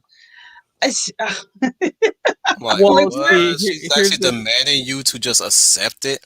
it's the conflation Yes. of How the you gonna talk about definition hateful of comments when free you're making demands of me? Yeah.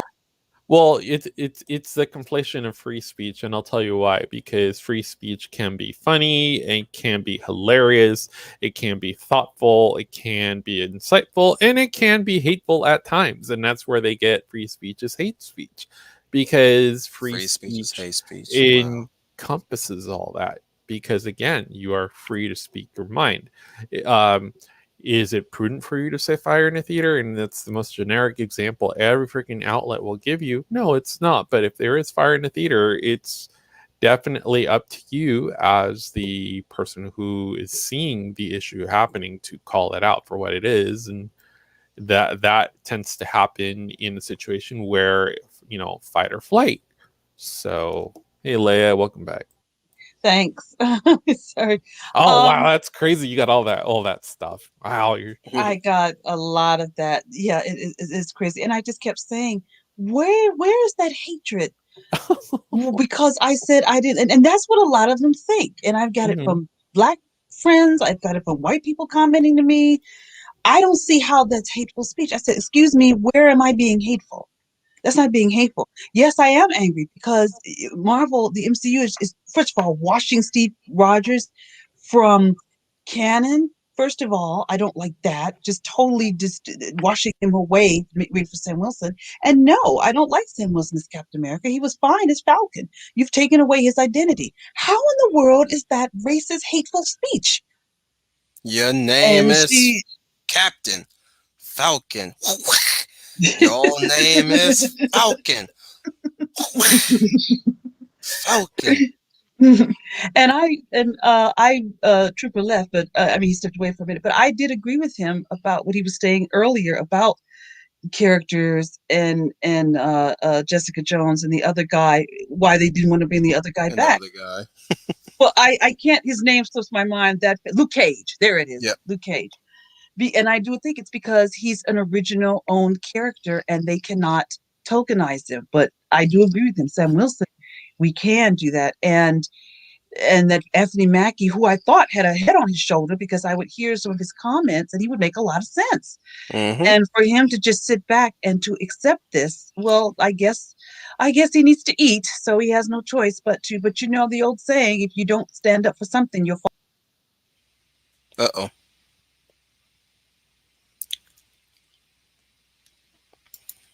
And Trooper's still not with us, so I'm by myself.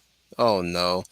I hear you. I'm seeing that you guys are talking about Near. Near is another great example of or at least the Drakengard series and the Near series, in a way. Hey, Leia, welcome back. I I'm was gonna. I sorry was, about this. Oh, I'm sorry. I mean, I'm sorry. I just think I apologize. It just could be a bad connection today. I don't know. It's yeah, maybe it's a storm. Because yeah. last night I was You, on with yeah, and you never had problems with Darren Herring and Tuesdays when we do have you on Tuesdays. Yeah, but I was gonna she's still around. Are you still yes, I'm around? right. Yes, Okay, yes, I can hear you. because I'm tapping away, so I'm drawing right now. So I check periodically just to make sure you're still here, so I can catch you and not leave you hanging. But a lot of people are in the chat bringing up the game Near, and I like to bring up Drakengard. I was going to talk about Game of Thrones, but I can stand to talk about Drakengard in that regard. Go ahead. The Drakengard series, in the in the case of the first game, I'm pretty sure you guys remember me talking about this one, or at least you probably wasn't around when I talked about this to Schooner and Trooper, but Drakengard is dark. I mean, dark. Like Game of Thrones looks like a playground compared to Drakengard. Let's just say Oh my that. goodness. So you're playing a murderous nobleman named Kime, who wants nothing more but to slaughter an entire empire, right? Makes a pact with a dragon, goes to rescue his sister, never gets to save his sister, by the way. Yeah, Donald Powell says the creator of Dragon Guard is all about the characters earn their happy endings. No, they don't. They don't earn their happy endings. He's lying. Don't let don't let Yoko Taro dissuade you. That man will say anything. I mean, come on. When pressing Yoko Taro about why 2B and Nier looks all super sexy with that big ass of her. Excuse me. Hey, Keeper. You know his Yeah. response was, "I just like girls. I just like girls." Like, come on. If that's his only response, like, come on, man. Not again. I give the man praise for saying that. Like, yeah, that's what you say. Give him a simple answer. I just like girls. But as far as like the earn the happiness, if you played Drakengard to its fullest, to where you got the final ending, which is a bitch I'm sorry, I need to stop. I need to slow down on the swearing. which is really frustrating to get, because you got to get all the weapons to in order to unlock Yeah. the final ending, right? Mhm. None of these characters earn their happy endings. Well, So see, that's a lot, but what where here, I'm let me going with here, I'll do this. While you do mm, that, mm, I'll do this. Let's see, edit mm, okay, name. he's got something. Oh, we lost Leia again. Anyways, what I was gonna say was we got Neil Star in the mix too. So let me pause There for a you go. minute to catch my breath. Now you have to be Papa Wolf. Yep. And he says, "The brilliant star that shines through the night, the hot flash that makes evil sweat. Rise, a man stands before you. Rise, a man. Rise, a man. Shinku kai hu shines a man. Rise, a man. Rise, a man. Shinku chick kick pow." Hey, Yeah, no, Neil Star. see, I changed my avatar tag, so now She said, now you can be Papa Wolf. okay, Fiona Wolf. Yeah, ending A is where they go uplifting. Ending A is Mhm. where they go uplifting, where everybody earn their happy ending, and Yeah. near Drakengard 2 actually is actually a canon from ending A. Like that's where it comes from. But like, as far as like everything else, these guys don't get no happy ending Mm. at all. In fact, Mhm. in fact. Dare I say it, ending A is still not earned their happy ending, because one, Angelus gets become the goddess seal, and that causes her pain and torment. Mhm. Um, uh, Arios, I think she's either wandering around aimlessly through the wasteland of what was left of the world, or she died at some point. Uh, um, Leonard is wandering around, always being kicked out because of his his appetite. I think Trooper remembers what I was talking about. He's a for context, Leia plus size Leonard is a holy man, but he likes to deal with little children. Cupcakes. Yep. I see. Okay. Um. Oh, we done lost her Cuties. again. Kime is the one-eyed man. He wanders around aimlessly, trying to rescue Angelus, knowing full well that he saw Vertilate's plan, what was sabotage, basically. So he Mhm. goes around destroying he actually goes around seeking a way to free Angelus, while Noe is being tricked and manipulated by Mana, the original villain of the first game, to break the God Seals. and Mhm. and and what's left is the god seal. And once the god seal dies, that's when the world breaks, and then we get attacked by a bunch of giant babies Mhm. that eat you.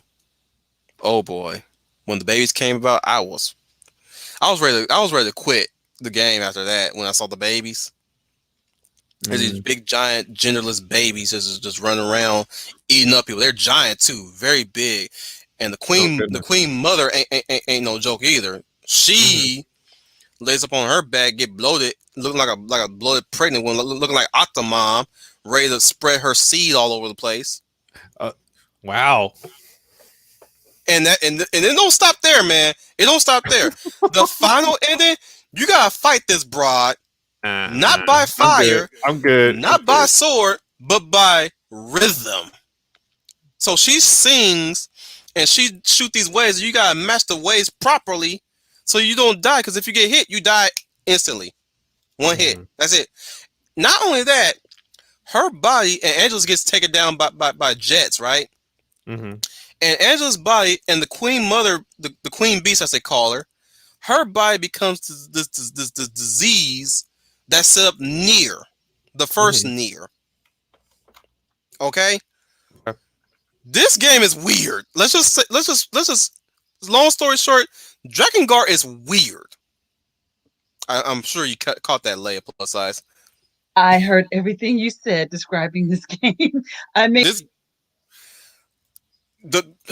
I'm sorry, Leia plus size. It's special. She'll It's catch special. up on the backwatch, but yeah, dude. The It's only thing fine. the only you know what sold me on this game, on buying this game, despite the gameplay being kind of a bit whack. Oh, you bought the thing?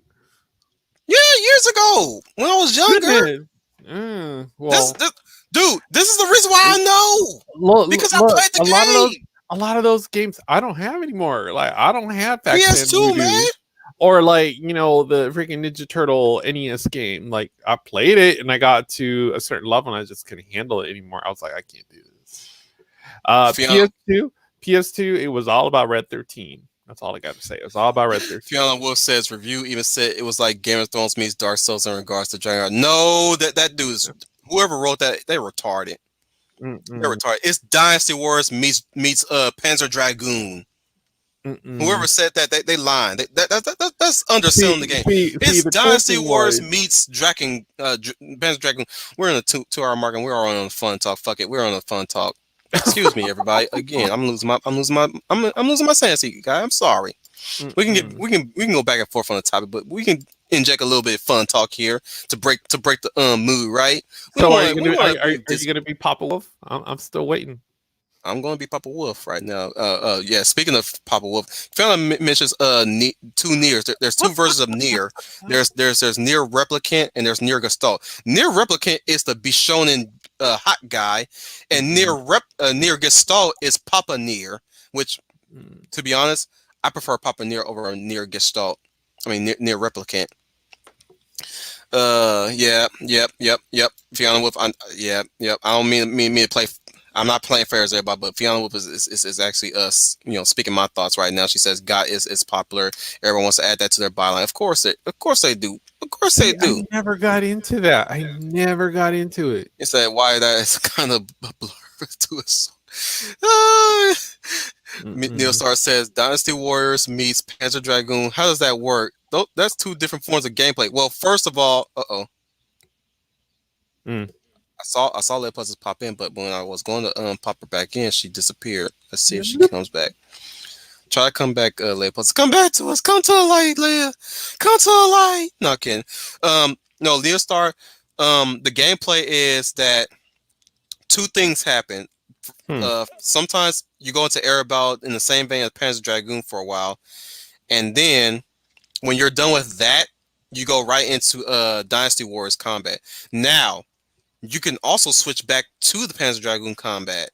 You can actually press the select button and the character jumps right back on the dragon and you go into aero combat. You can also come back down to ground combat and start cutting up people and earn experience points. Mind you, the game throws a curveball at you in some points, so where you won't break the game by always flying Angelus or Legna in the second game, where there are enemies. In the case of the first game, there are enemies that are magic shielded. So when you use magic on them, they'll shoot these magic the armor gestates these magic missiles back at you. So imagine using Angelus to try to burn them away, and you see all this stuff flying at you as Angelus. But yeah, like that's what I mean by Panzer Dragoon meets way before your time. You lying? That's 2000, man. That's in 2000s, man. What's wrong with you, man? What's wrong with you? Loved it. Anyways, Did I disrupt your train of thought? almost. I was waiting for Lane Plus to pop in. Hey, Le. Hello. We're at Fun Talk now. I heard. Might as well. Might as well.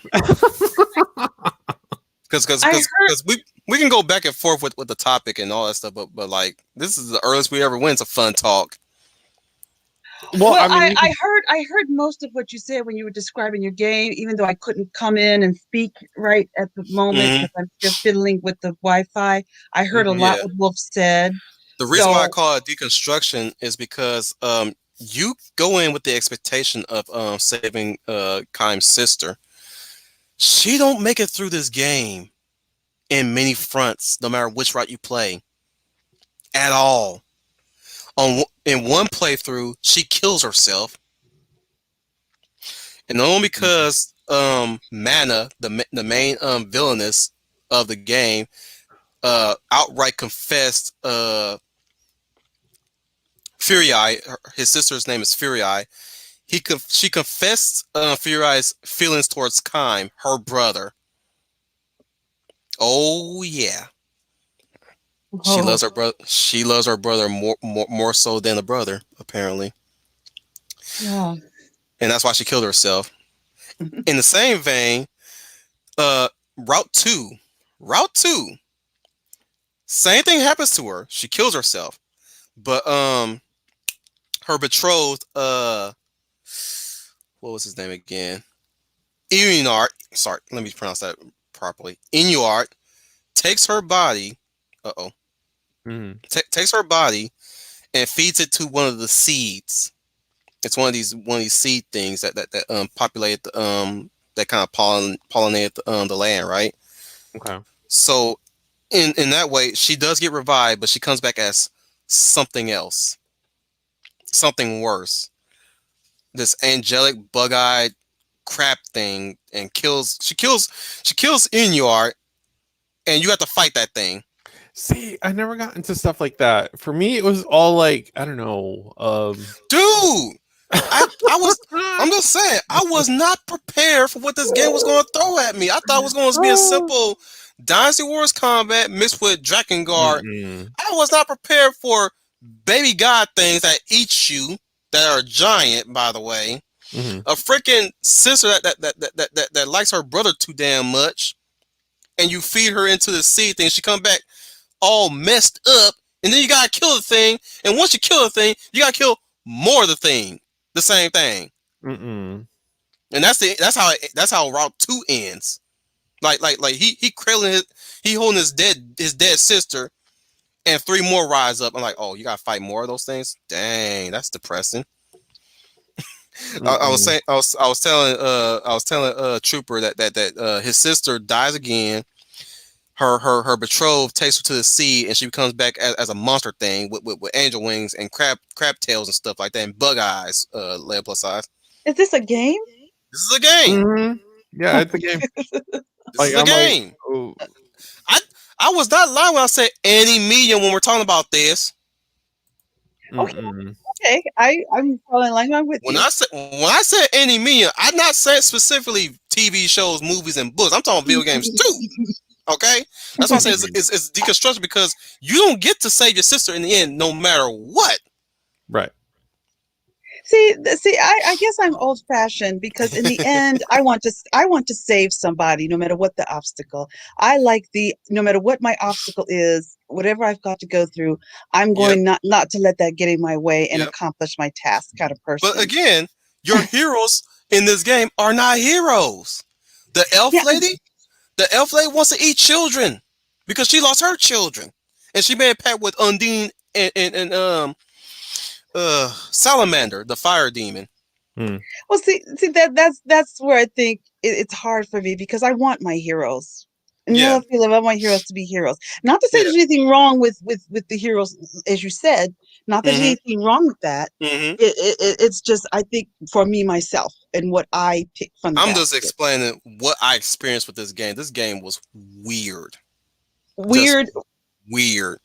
But I loved it because it was weird. Okay, That's I what I'm get saying. it. Like I enjoyed this game for what it was, despite the gameplay being all samey and repetitive and all that stuff. The story on the other hand was just bananas. Especially when I talk about the final route, which is Route E, Hmm. where you are transported into modern day Japan, fighting the Queen Beast, and you finally kill it, and Japanese jets kill you Mm-mm. in the end. See, that's too much for me. For me, it would have been Resident Evil 5, where I can be, Redfield, and then if I do enough playthroughs, I can put all the clothes on Shiva that I want. So, I'm just saying, man. Like even Mana. oh. The only time the villainess survives and Mhm. still get off easy in some ways was in Mhm. Route A. Mostly Route A. That's where she lives, and even then she's trying to make up for a mistake in the second game. Which, yeah, good luck on that, man. You still did the exact same thing you did in the first game, Mm-mm. mind you. Which I haven't played the entirety of Dragon Guard 2, which is actually lighter, really lighter than the first game, which is funny. Mhm. But it still has its own little undertones too. Like you got this one elf dude whose pack beast is gnomes, who's got a very he likes a certain someone too much. They don't Mhm. outright say it, but the way how the voice actor voices it, the way I was written, you're like, oh, you're that kind of person. Okay, good thing I killed you because you're a dick anyways. Not because you're gay or anything. You're just a dick. You're just a dick. You're But oppressing a lot of alphabet people right there. you got this one broad who also Oh, had an oh, they affection. broads now, like Hey misogynist. man, hey man, it's better than the other 5 letter word, right, Leia? Yes. And I Hey, know what that's a I know what that other one is. So if I'm trying. if I'm trying my best not to say it as much as like it I usually do in these streams. it Yeah, and, purrs, and Leia heard me it say it a purrs, few times. it purrs. yes, yes. Trying to keep the wolf at bay here, but this is where I get when we get into this territory, right? Mhm. But we got this broad who's supposedly ugly, right? When she make a pat beast with Kelpie, right? Hmm. I'm looking at the concept art of this broad. She still looks effable. Excuse me. I'm sorry. I'm like, girl, I don't see nothing ugly about you except You mean shrunken. You got Hmm? taste? You got taste? Goodness. I ain't got no type. Bad girl's the only thing I like. That is a type, man. Oh no. Goodness. Victoria Fatball asks, I'm Hmm. curious. Oh, she asked Fiona. This is Yeah, to Fiona. girl Fiona, talk. I'm curious. What part of Game of Thrones that you dislike so much? I would like to All hear of that it. too. All the females being so Uh, virtuous. You can't kill them because they're smarter than the dude. we're talking about in terms of the show, though. Like Mm. Was that directed to me or to, because you like Game of Fiona, Thrones? Oh, Fiona, oh, oh, I'm sorry. you're not the only one who doesn't like it either. Leia, Oh, Fiona doesn't like oh, it okay. either. Which Oh, okay. I'm other person that I'm okay with that. I'm okay with that. By the way, good night, Samuel Oleki. He had already left. Yeah. Excuse me. Yeah, you guys can share that room and talk. But no, I would say there's some things I kind of dislike in Game of Thrones, like the whole resurrection aspect of Game of Thrones when it comes to Jon Snow, like they the death and resurrection in the series. Mhm. I'm mad at the fact that my girl Ygritte had to die. She was one of my favorites. Mhm. Hmm. Um, there are some changes that Martin has gone on record to say that he didn't like, and I'm of the same opinion as well. Like Cersei and Jamie's little nookie at their son's funeral bed. Mm-hmm. They in the book it was more consensual. Let's just say that. Ah, okay. See, I didn't see that. I kind of fell out the show after that, but that's interesting to know that Martin, there was something Martin didn't like. In the Well, changes of the shows in regards to his work, yeah, they let's just say they Well, paint Jamie in a bad light in that. well, for me, I don't see anything consensual with incest, but hey, maybe in some other in the bushes in other parts of the world, it's a different thing. mm-mm, mm-mm. I Yeah, yeah. I There's a don't. look. Here's the thing. I'm against incest all the way. Mhm. So they already on my shit list anyways for Yeah, that. they were never romantic to me at all. Well, that's the whole Like I said, thing. It was a lust thing when it came to Cersei. She thinks she have dick power. That's her thing. She thinks she has dick power. okay. Oh. She got that penis envy. Well, because girls can have them too now. It's Because her 2021. back their backstory is the reason why they got into that little tryst. Mm-mm. Um, she want power. She was going to get married to she was going to get married to I think the plan was to get her married off to Rhaegar, one of the Targaryen children of the current king Aerys the Mad King. It was Tywin's plan to marry her into nobility. That was the whole point to secure a power within the throne of Westeros. So she would still have some attainable power in that regard. So he was trying to build her up to marry to get betrothed to Rhaegar, which that failed.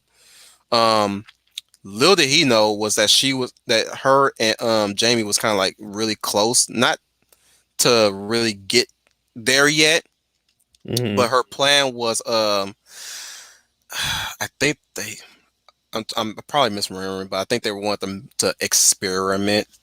Let's call it that. Oh goodness. But she had a plan of her own, and she fucked it up too. Excuse me, sorry. Mm. I'm not. I'm swear I'm not even drunk, and I'm swearing up a storm. I'm sorry. No, it Try, happens. We're all I'm trying. imperfect. I'm trying my best not to be sailor. I'm trying to be a man of class with my language, right? Mhm. Yes, and I But appreciate that. but this is where I get when I get too excited when I explain something that's something of a passion of mine. But no, Mhm.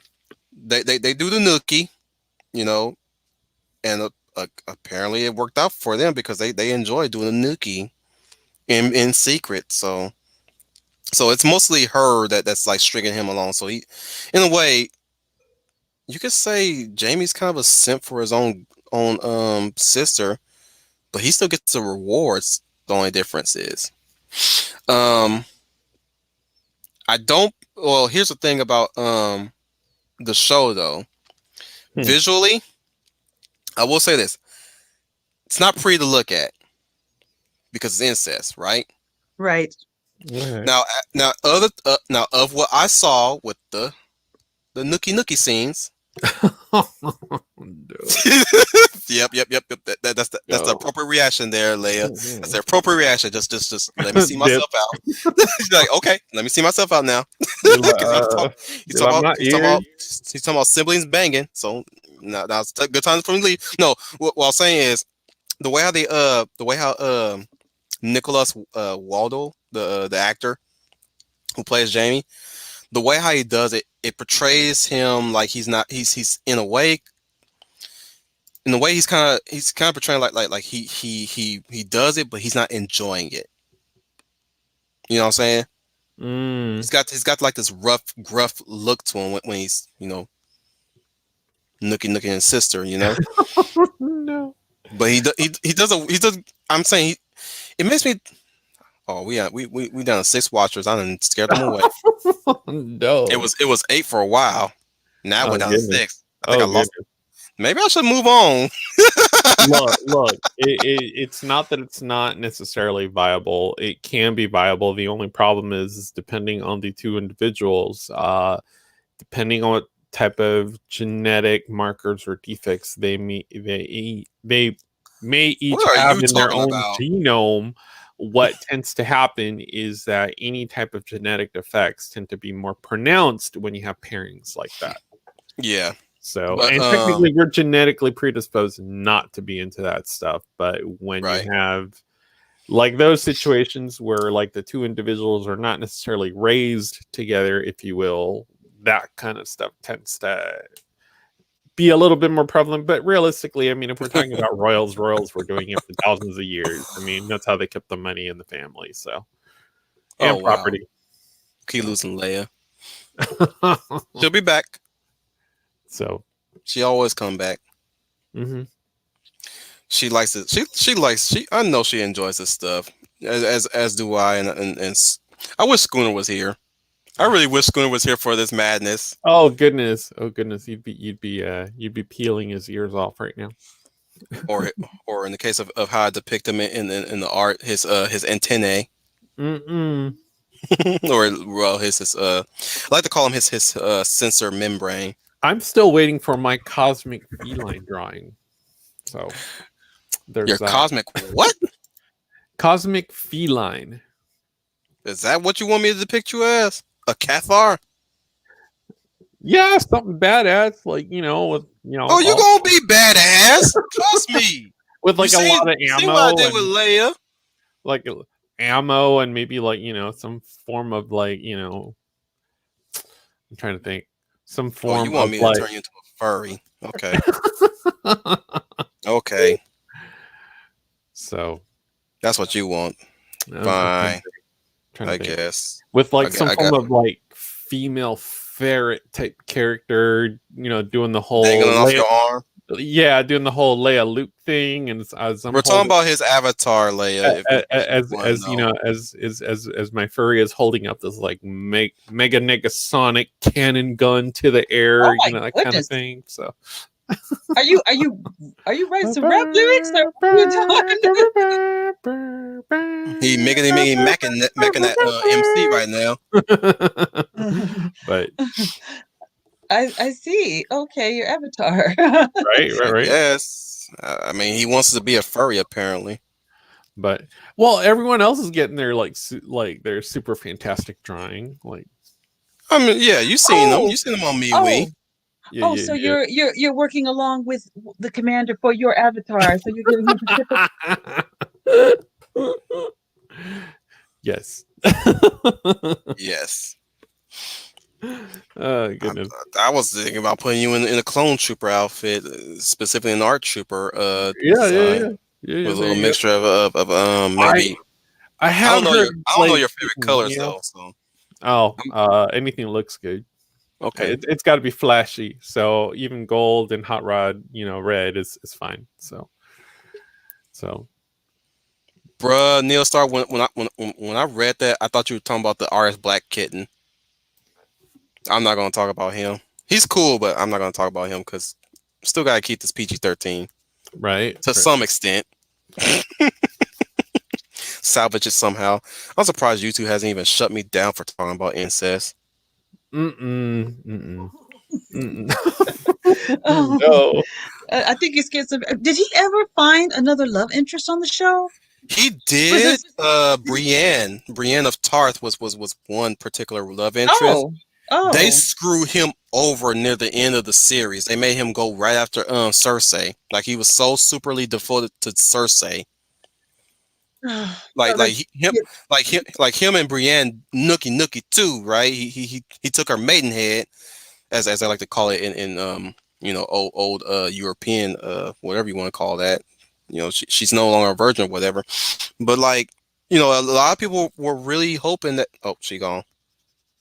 Mm-hmm. It's gonna be a running gag, guys. Just roll with it. Just roll with it.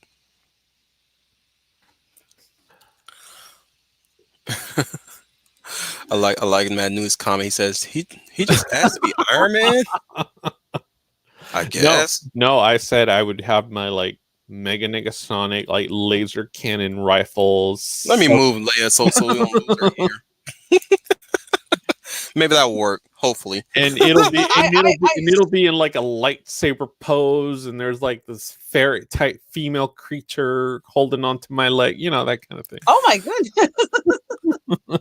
You got that, Commander? That he's going for the big time avatar. I'm here. taking notes at this point. I'm just taking notes. I still got to design my friend Ivan's character, the traveling immaculate scribe.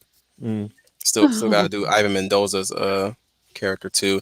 I'm definitely going to refine your designs. So I'm going to be hopefully by starting next month. Actually, starting next month, I'm going to be I'm gonna add some touch ups. Put a little. I'm gonna go over there and kick her connection's ass. Or I can make it see straight. Or I can have an infantilized Sequoia. I don't mind that. I'll take a baby tree into battle. So wow. Yeah, what I was gonna explain was right. I'm gonna refine the designs to somewhat because I'm never always satisfied with just a design. Okay, yeah. Yeah. So I'm gonna try to add some more detail, add something detailed to it, because as much as I love the designs, they still look plain looking. So I'm gonna be doing that. I'm gonna do some concept designs where all the characters are in motion and in action. I still gotta draw the super dimensional fortress. That's gonna be a major tasks there, and I gotta draw my souped up Vertec Valkyrie. Oh, okay. For those who don't know, that's Robotech related. It's those jet things. Zardu hasu Frau. Yeah. So did you just sing like a Viking? No. No, what I was telling us Trooper Leia is that I'm going to refine the designs and do some concept art with you guys are in motion, action motions and stuff like that. So that, and I'm going to be doing what their powers are. So like in the case of I was going to say Trooper, but Schooner. You're. I heard you before. You were doing some updates to the designs for our avatars. I will be. Oh, okay. Coming the beginning of next month, I'm going to start working on your concept action work. He's got to have like an octopus female or some form of like mollusk female like hanging. That's gonna be funny. I'm gonna portray him being a ladies man. Got all these. There's gonna be a picture of him just being surrounded by women, like a harem protagonist. Right. So I'm. Uh-oh. But yeah. In the case of Leia, she's gonna be like this super powerful telekinetic. Okay. So in the background, she's like she's like holding up an asteroid with her mind. Are there gonna be like a whole bunch of little beta simps that are gonna be like, with the little exclamation marks like above their head? Noni. So yeah, like I was saying, Leia, you're gonna be like a super powerful telekinetic. Is she still around? So like Invisible Woman. Invisible Woman's not a telekinetic. No, isn't that the same thing? Like telekinesis? No, it's not. She creates shields, man, and turn invisible. Oh, I thought she could do other stuff too. I mean, they've changed it so much. No, they didn't. Or maybe it's still the same. How does invisibility, and you said powerful telekinetic, so how does invisibility, unless I can produce some... I didn't say you were going to go invisible. I said you were a powerful telekinetic. You was the one mentioning about Sue Storm. Sue Storm ain't no telekinetic, man. Well, I'm probably getting... I don't even know what to classify. And Sue Storm. I don't even know what to classify her abilities. And all these other females all well, she invisibility is part of it, but there's other abilities that she has. Yeah, that's part of it. But she does have other abilities that she can do mentally. But Force I don't think generator, I guess. Yeah, she can create force fields. She can create force fields. Oh no, Neil Star. She'll be Tasamaki. That's One Punch Man. Leia plus size. Tatsumaki is like this super. Oh, she's gone again. I look away from 1 minute and she disappears. That's because you're looking away. So, Force field generator. I think that's what you would classify Sue. mhm. Maybe, I don't know, but teleconnect, she is not. So you're not excited that Snoke has now been retconned again to where Snoke They are trying to. is the missing hand that Luke lost from back in the day now? I'm just reeling with the fact that they keep trying to add stuff to Snoke when nobody cares about Snoke. That's like a little kid adding stuff to something that everybody is not really interested in. Like it's like that one character from Aqua Teen Hunger Force, right? That duck robot dude that keeps changing the story every time he tells a story. Mm-hmm. That's why I'm liking these idiots are when every time they try to change things here and there. I'm like, you're like that one robot character from Aqua Teen Hunger Force. When every time he's talking about the same story, but he keeps adding on to it. Well, that's like Echo's going to be the new Phoenix. I think Comic Books Review had an article about that. Who was Echo again? Her character at one point was Firebird. It's one of those inclusivity characters, and she's from like back in the day though, when they were trying to inject Latina characters into Marvel, which that's great, cool, whatever. You want a cool, female, Latina character, you can do a whole comic book about she. I don't know why they didn't go with that. I mean, Michelle Rodriguez was pretty dope doing what she was doing, but then with one eye. Yeah, and it's like, or the Planet Terror type stuff, where they had Rose McGowan. Ain't Rose McGowan part Puerto Rican or something like that? I don't know. It's been so she long looks now. it. She kind of looks it. Well, now she's like, goodness. She's actually the only lesbian. She's only the lesbian. She's not a lesbian. No, she's the only feminist I know that actually looks hot for once. Well, she's still holding up. She's still holding up. So that white hasn't cracked yet. So it hasn't cracked it. I wish I could say the same thing for what's her other face that everybody knows that we can't stand, that she can't stand no more either. Which one? Because there's a few. I mean, I can't stand Brie. I can't stand. Does Brie count herself as a feminist? Yes, but she's kind of like post third wave. She's somewhere in the third wave, but not actual third wave. Like it's kind of like neo-feminist. No, Alyssa Milano. That's that broad I was. Oh no. She's washed up. Like, I mean, she's been doing everything and anything to get people to watch her stuff or like pay attention to her. So she the pick me too. Oh wow, that was supposed to be funny. Okay, no, it was funny. It was funny. I was just trying to catch. How do we jump to Alyssa Milano? Oh, we were talking about how we were talking about Rose McGowan being part Puerto Rican, possibly. Oh, okay. When he mentioned she from Machete. Now, Neo, I'd have to go look at CBR. Like I barely looked at the article and I saw that they were like, doing something else with Phoenix, and I was like, I'm like, they can do whatever they want. I'm like, I'm not paying attention to any of that stuff now. I think I've said it before too, where if we get too stuck on these franchises, we're not going to pay attention to all the good stuff coming up. So, right. Yeah. And that's like kind of what, Fiona was going about earlier. It gets to the point where if you want to see the stuff you want, you almost have to generate it yourself. Like right now, we're in a good time right now to be able to do that.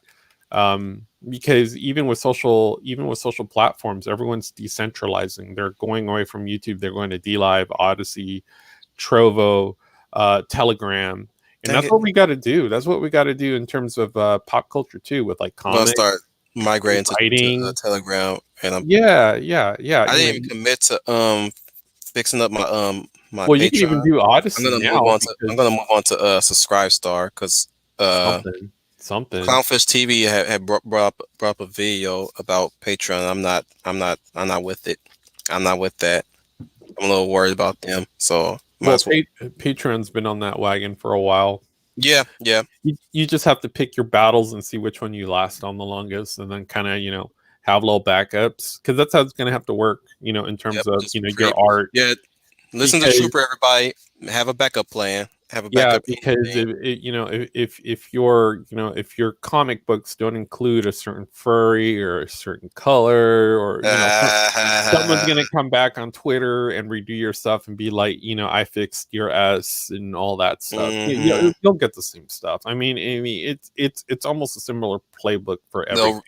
They'll read furry robot jocks and say, "Why you don't got no non-binary characters fighting for this country or that country? Why Oh is there no no! trans flag in your world? Because Oh it's the alien world. It's not Earth, you dumbass." no! Goodness, are you gonna have a non-binary beaver? Nope. But I mean that's where That we shit that that's shit where don't we're exist in at. the animal kingdom. Well, Newsflash. how do we know? So again, How do you know? well, I don't know. I mean, it could be Earth 6 or Earth 7. I don't know. I Again, remember that. I remember Marvel bringing up the fact that they brought in their first Filipino superheroes. Like, yeah, but the Philippines done that way before you. It's called Darna. oh yeah, Try yeah, harder. yeah. Do better. How's it go? You do better. So, Yep. And this is what they call her, Wave. no, And she has this weirdest looking outfit, of course. like looking like she skinned the creature of the Black Lagoon Well, and and made a here's suit out of her. well, here's the thing with a lot of the new stuff, a lot of the indie stuff. I mean, you may like the art, but you may not like the story, or you may love the story and the art's just not there for you. You gotta pick you gotta pick your battles, because Marvel's not gonna be there for you, Disney's not gonna be there for you.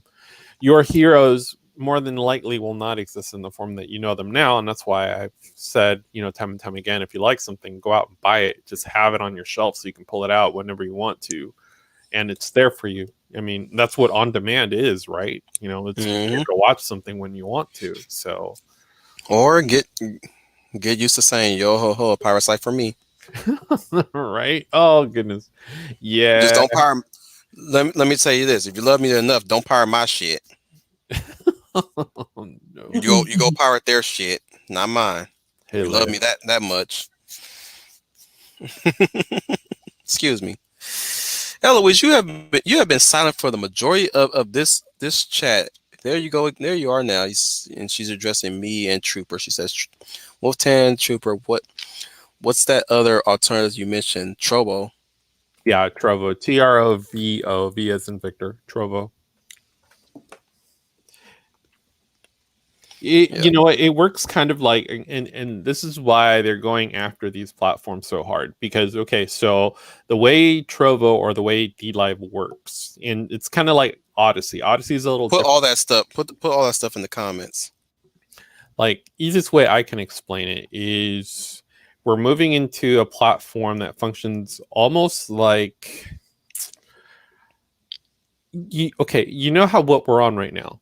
Mm. You have to hit 1,000, and then after that, they go ahead and you get monetized. You can have super chats. Yay, you! Okay, so the way it ends up happening on some of these other platforms, especially Odyssey, is people accumulate their Odyssey has its own currency, if you will, or its own little altcoin, where what you watch, depending on what you watch, everything has an Leia, are assigned you still value. with us, by the way? Yes, I'm right here. I Just was making listening sure. to what, yeah, I'm Yeah, right Yeah. here. yeah. Go ahead. So depending on what you're watching, you're accruing like little Odyssey, altcoin. And then what you do with that is you go ahead and you give it to the creators that you watch. They're now on live stream beta. You can live stream from Odyssey now, or the ones that they've been able to get on their beta live stream. And so you're monetizing those creators. So it's not, the guaranteed once you hit 1,000. No, you actually have to put decent content out there, because it's the people that watch that are monetizing you personally. You know what I mean? So it's not like once you hit 1,000, people can like donate to you in the form of super chats. It's different, and that's why they're coming after Odyssey so hard, because it's a kind of platform where if you're successful, it's because the people that like you have accrued enough of the alt currency that you're being monetized by the very viewers that you cater to. It's not like, once you hit 1,000 subs, people don't necessarily have to watch your stuff. And, if they cull your account enough, you can be demonetized. Or if you say something, that's off the cuff or doesn't meet the narrative, suddenly, you get that taken away. I'm gonna jump in real quick to address another series that's a deconstruction, but at the same time a reconstruction. Mm-hmm. Are you ready, guys? You ready, Lamp Side? Yeah, go right ahead. Uh, this is for the anime people that knows this. Polola Madoka Magica. A deconstruction of the magical girl genre, which I have to explain the magical girl genre. They're Star Guardians, or at least Guardians of Magic, or at least magical guardians that protect people Mm-hmm. and other people. They're more empathic in that regard. They care about people. They trust people through their feelings. They're able to the main character usually is the one that reads the feelings of others. So in the regards of Madoka Magica, she'll be back. In regards to Madoka Magica, for a true magical girl to be a true magical girl, it's about duty.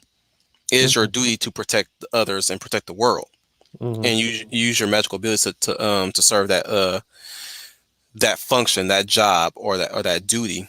It's a Right. whole Japanese thing, Japanese cultural thing, duty, samurai in a way. Mm-hmm. So the story is mostly about magical girls, these these little alien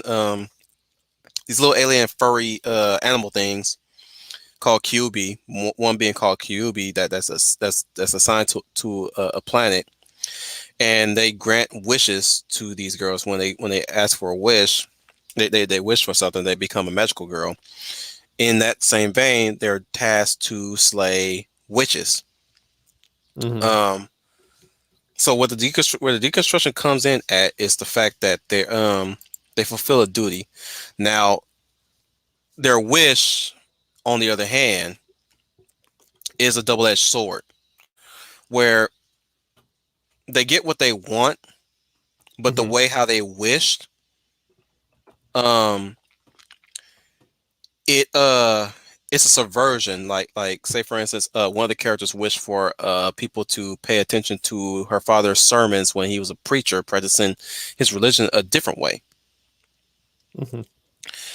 Unfortunately, her being a magical girl going around slaying witches and stuff, he realized that they didn't come to his sermon because he was preaching the word, the gospel, is because she wished them to do that, which means she basically cast a spell. So he labeled her a witch, and what's that word that parents use for their children when they kick them out permanently from the family? Emancipate? No.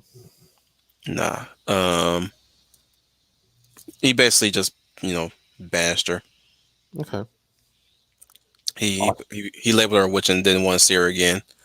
Something like that. Ostracized. Basically the effect was, yeah, it is kind of a monkey's paw effect, Melissa. Only if you're able to vocalize what you really want when you wish. But even then, it still can have a monkey's paw effect in that regard. So like I said, she wished for people to listen to her dad, right? But she never made sure to safeguard herself in that wish. That's what QB tends to bring up, especially when they say, this is not what I wished for, but QB will hit these hard hitting facts on them, and that's where they break their it kind of breaks their sanity in a way. Where I say it's a reconstruction though, is that the main character Madoka is still this very hopeful, aspirational, inspirational archetype, despite all of her friends and a certain someone preventing her to become a magical girl, because they don't want her to become a magical girl because they've seen what has happened when she becomes a magical girl. Mm. Um, she still does it, and she makes a self-sacrificing wish that one can aspire to. And she wants everybody to be happy. She wants to protect everybody. She wants to be able to do everything she can in her power to save everyone, especially Hamura, one of the another main character, Hamura, who's actually trying to keep her safe as well. Which I'm not gonna spoil why she's the way she is. You have to watch that to find out if you're into that stuff, though. Which I'm not gonna force you to watch it, of course. Um, but yeah, she stays true to what she believes in, despite everything that's happened to her friends, to her, especially when she felt like she was the weakest link amongst all the magical girls in the group. Mm-hmm. You know what I'm saying? Stuff like that. So that's why I say like a deconstruction of the magical girl type genre, but also reconstruction because they're still going around killing evil things. Whereas in the case of Western deconstruction writing, where I say it's better in regards to Japan when they do deconstruction writing, we're stuck in the part where characters are just stagnant and sitting on their asses, not doing a damn thing about the situation, or at least doing anything different about the situation, despite the negative effects and the negative repercussions that's happened. You dig what I'm saying? Mm-hmm. Like in the case of I bring up Game of Thrones, the fact that George R. R. Martin are still having characters fight on despite you know Sansa doesn't do much of anything despite witnessing her dad being beheaded, but she's still trying to play it. She mans up and starts playing the game. Arya Stark being spirited away from her family becomes an assassin later on. Uh, Jon Snow is actually trying to fight off the others in the case White Walkers in the show, but the others Mm-hmm. with a ragtag team and a built army of wildlings and Night's Watch members, and later on maybe Stannis is probably joining them. I haven't read the books yet, so I could be wrong Okay. in that regard. Um, who else is still alive?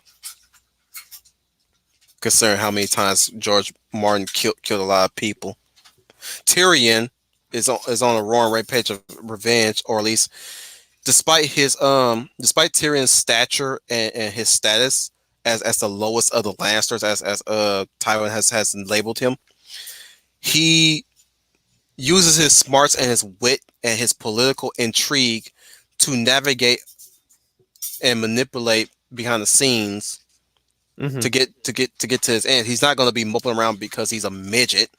Right. He's going to do things. That's on like deconstruction versus along with reconstruction, and always provide something for the viewer to give this medium a time of day instead of just saying, oh, it's a deconstruction, that means it automatically is good. No, it's deconstruction because it breaks this down while at the same time build it back up as something else and continue to press on with that build up. Okay. That's why I find Game of Thrones intriguing in that regard. The books, I mean, so far in the case of Fire and Blood, so many things happen in that book that I can care to remember right now. But like I said, like deconstruction, it's like it's abound in today's modern writing that they just latch onto it without actually studying it to this point. It's like a term that they just want to say that's cool to them. Well, I mean, it's the only thing they understand in terms of power structures. Hmm. Or at Because least they try to use it as a blanket term for where I just don't want to write this kind of story. So instead, I'm just going to deconstruct it. because most of them don't. I mean, most of them. I mean, a lot of this stuff is already out of the college curriculum in terms of the hero's journey and stuff like that, or topics that Professor Geek touches. I mean, those are almost considered fringe at this point. I mean, mainstream is now, story by consensus, or at the same time, it's the The feel good story because you don't want to offend anyone or you don't want any type of microaggression to somehow be held against you 10 years from now. So, I mean, when you tread lightly, I mean, you can't really write any compelling stories because your character can't have anything that tests their fabric of being. Because if you do that, then obviously those are things that are rooted in something again systemic. Because again, if you Has to go be back, system.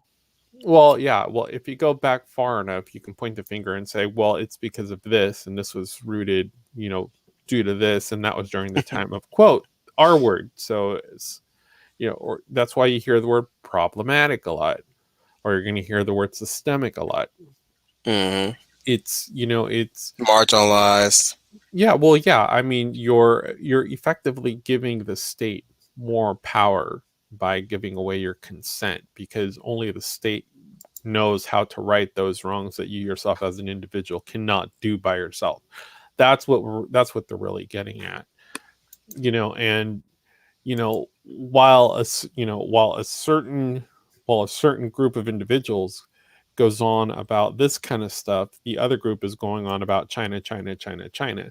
Well, no one's really talking about competition for resources because that's something that we can all kind of more or less associate. We can take issues like X amount of people coming in at a certain amount or in certain numbers will drive competition for resources. And what that means is there's only so much to go around. So again, now you have to conserve. So when we write these stories, and we hear about, oh, we're doing a reboot, we're doing a remake. They're saying reconstruction. What they're saying is we're presenting it in such a way that this is what we want you to digest now. Everything that's come before is no longer valid. It's contradictory to what we want now.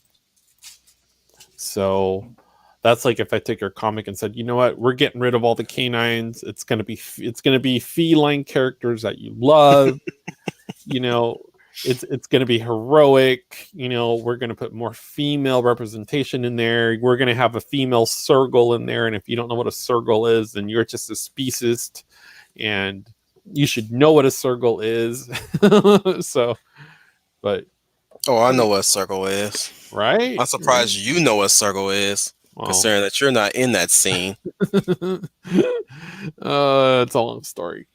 So, Long story. I would like to hear it one day. it's it came across because of freaking Elder Scrolls Online, and one of the people in my guild was a devout furry. So we all started asking questions, and that's how I came across terms like yip in Yeah. yeah, and all that stuff. And there's more to it, but Oh wow, there's more to it. He says of course there's more to it. It has its own terminology. It it has has its own rabbit hole. yeah, it's its own rabbit hole. Hey, Leah. Hey, sorry about that, fellas. No, you're good. You're good. We were talking Um, about how I was enlightening Trooper here about how Martin's deconstruction actually works in that regard, in the fact that characters still press on despite the things that has happened to him already.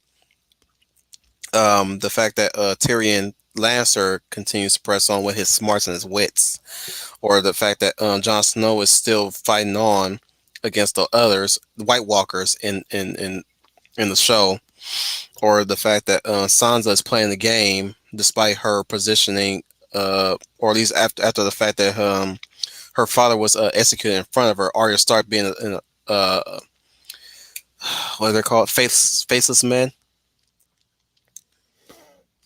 Just work, okay. basically hired assassins that you know and Trooper went off the handle about talking about reconstruction and deconstruction. I also brought up Palola Magica, Madoka Magica, the fact that it's a reconstruction and a deconstruction at the same time. That the fact that the magical good girl, I just stuttered. Oh no. The magical girl genre is deconstructed, but it still stays intact because Madoka, the character Madoka, still fulfills the role of the magical girl as in duty, which is duty to the world, duty to those that they care about. She also has empathy for those around her, and she can almost sense the feelings of the care of people.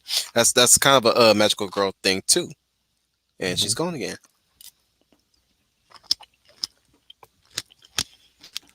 Let's Some good see. strawberries. Excuse me. Eh, Excuse me. I didn't mean to smack. Mm-mm. Mm-mm. That is rude. No, but I get what you're saying about the them trying to reconstruct it into something else. Mhm. But I think it's time that I'm sorry, Leia, but I think it's time we should start wrapping this up. Well, I mean, you can only go so far with deconstruction and reconstruction without going into something else because, I mean, if we, again, it goes back to what I was saying before, and I sound like a broken record where uh, when you're doing something from a literary sense and you're deconstructing to go ahead and put something else in its place. Yeah, Leia, It, if you want to add something right now, go ahead. Yeah, I think it's time we start wrapping it up. Okay. Yeah. Well, first of all, yeah. What was I going to say? Well, basically, the bottom line is, for me, is just the deconstructing, like the deconstructing going on with the MCU right now. mhm, I'm not into. I'm not into it. I don't support it. I'm not excited about the show Loki and all that at this point. Now I'm leery of exactly what they're doing because I believe they're not making shows, making entertainment for fans anymore. I think no. they're making it for themselves, to pat themselves on the back, to tell everybody how good they are as far Mhm. as on the right political side. So, and Falcon and with special guest star left such a foul left such a foul taste in my mouth that Oh yeah, yeah. it what they did. I mean, I still enjoy the classic Marvel. I still like the first Avenger. I still think Hmm. the Captain America Winter Soldier is the best of the MCU. Hmm. But going forward in the next phases, I don't know. Mm-mm. Yeah, yeah. We don't know where they're. Well, we kind Where of I have an taking it? idea of where they're going. Like we know where they want to go. But it's one of these things of what characters are they going to abuse in the process, and which characters will then be brought in. I mean, we're looking at young Avengers coming in. That's what we're looking at right now. Oh no, I don't like that. Well, yeah. Think about it. Think about it. We already To introduced. do with them, and that's all Yeah. I'm going to say. I'm going to clock out anyway because as I said, my Wi-Fi has just been really funky today. So I'm sorry about all the Yeah. fellas. hmm I'm going to go. Time on that, Henry. Next Tuesday it's representation versus identity validation part 3. Okay. Oh yes, yes, yes. Something that Okay. I hear y'all get y'all getting excited because Oh yeah. yes, finally Wolf Commander is back. It's on something we finally can talk about a lot instead of this one. We like you put us in a difficult topic, Commander. What happened? I just wanted to challenge you guys. I wanted to Well, challenge. it's one of these things where I get to talk about my Latinx female with stumps. So, I mean, I need representation. She needs to be, she needs to be differently abled, and she hits all the check boxes, and she has a disassociative personality. She I'm gonna wait sometimes till is she pops up so I can really tell you what's happening next Thursday. right. She can be a furry 1 minute, and the next she can be like what is it? What do they call that? What do they call it? They call it demisexual. That you can't Mm, have a bond unless you build an emotional bond with that person. And I'm thinking to myself, well, isn't that what you would normally call love? Like, hmm that's becoming a 4-letter word we can't use either. Like, that's the next one. So, they want to use another four-letter word, lust. They're confusing love with lust too yeah, much. yep. Oh yeah, Mad Nui, definitely, I agree with you there. Leia plus size. So what we're doing next Thursday, along with representation versus identity validation part 3, we're doing why we need escapism. Why I need escapism.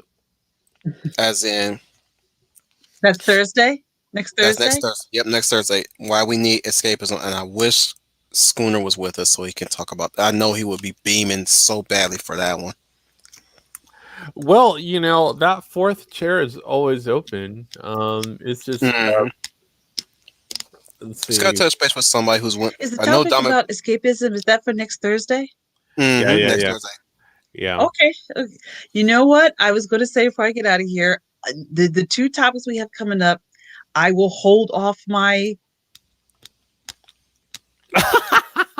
Yep. That was There she good. goes. That was good timing. That was good timing. Oh, and there it goes. I'm gonna hold my. That was good. That was good. That was good. I liked it. Yeah. So I mean, with Of course, May 11th. I think that's a Tuesday too. Hang on, let me check. Yep, it's a Tuesday. It's just fun talk. We're just shooting the shit, talking about stuff, and yeah, because it's May the 4th, so it'll be May the 4th be with you. And what's really funny is that, you know, for all this May the 4th promo stuff, you're not seeing any other sequel characters. Which, you know what, I had no problem with Poe and Oscar Isaac. He was kind of cool, but he didn't really get a story. Finn didn't get to have his freaking Jedi story.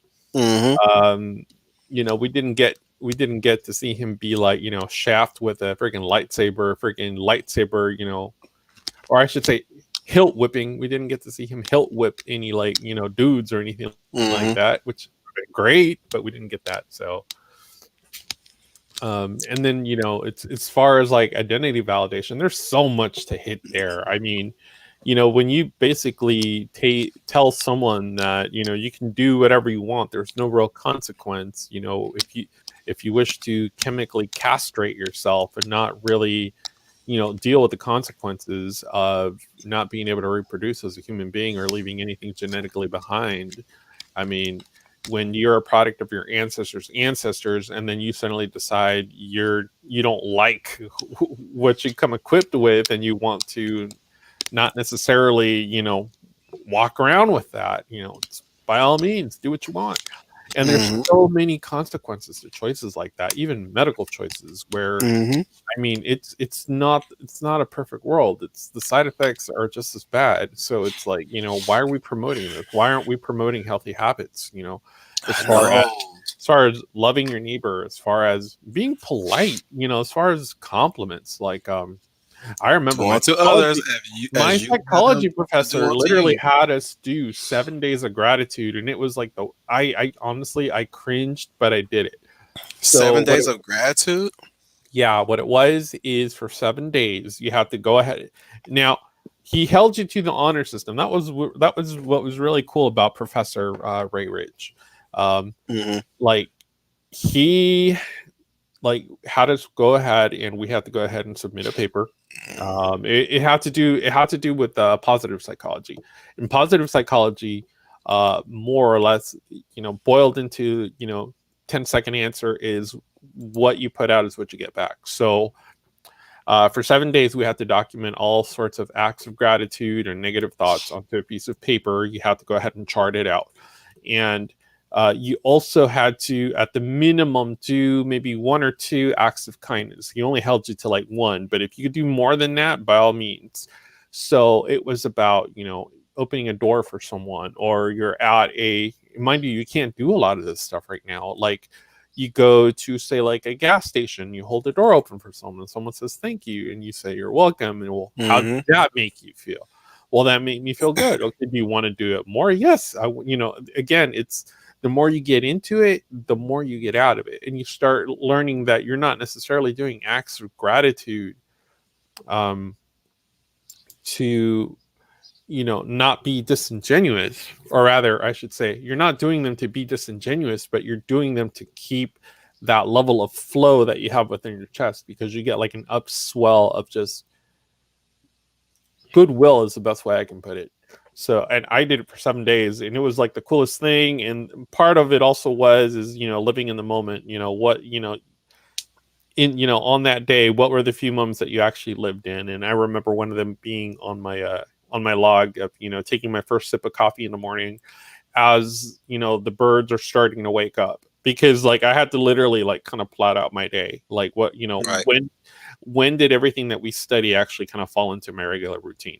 And mind you, I actually walked out with a pretty good grade in that class, but you have to do habits in such a way all the time, to be able to enrich yourself, because it's really about self-enrichment, because you have to Mhm. self-enrich yourself first before that type of stuff starts rubbing off on everybody else. And it's contagious, and that's in a negative way. That's why all this SJW stuff is very contagious, because it's the same thing. Instead Mhm. of Yep. self-enriching, what you're doing is you're tearing down power The structure. notion Yeah. that and acts of kindness, acts of humility, all Hmm. that stuff. Yeah, it's the inverse, and that stuff is also very, very insidious and very contagious. So you know how that goes. Yeah, they did do John Boyega dirty, they really did. They did. And and it doesn't necessarily have to be because he's a pog or he's this or he's not that. It's Mhm. We were really looking for a character to go ahead and pick with the mantle of either being an Anakin Skywalker or a Luke Skywalker or Mace Windu or Yoda, and just run with it. Just whoever would be our next Jedi, that we could like see ourselves in, whoever was going to pick up that mantle and just run with it, even if he was wrong a few times. Maybe he made, mistakes along the way. I mean, his origin was perfect. He was a stormtrooper. Mhm. It wasn't like, on a farm in the middle of nowhere, Tatooine, and like, he was taken from his family, put into the program. Unfortunately, now he's a janitor, but cool, whatever. Call it what you will, but out of nowhere, he was selected by the Force, and we never got that. So, Nope. No reason why the Force wanted him other than, well, he's a janitor, so that's what we got, I guess. yeah, and That like, being said, Leia plus size. I guess she said she's she basically dipped out. Of course, yeah, yeah, yeah. of course. Everybody say goodbye to her. Goodbye, Leia plus size. Goodbye, Leia Plasize.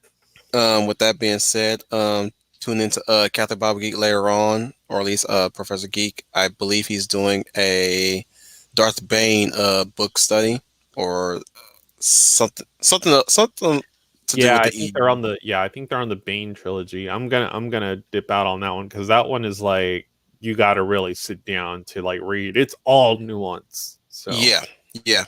Um, he might do something else tomorrow, couture wise. I think he's gonna restart either he's gonna do the Knights of the Republic game stream tonight, or he's gonna be with Al doing the Bane books. mhm. Starting with the first book, I believe. Um,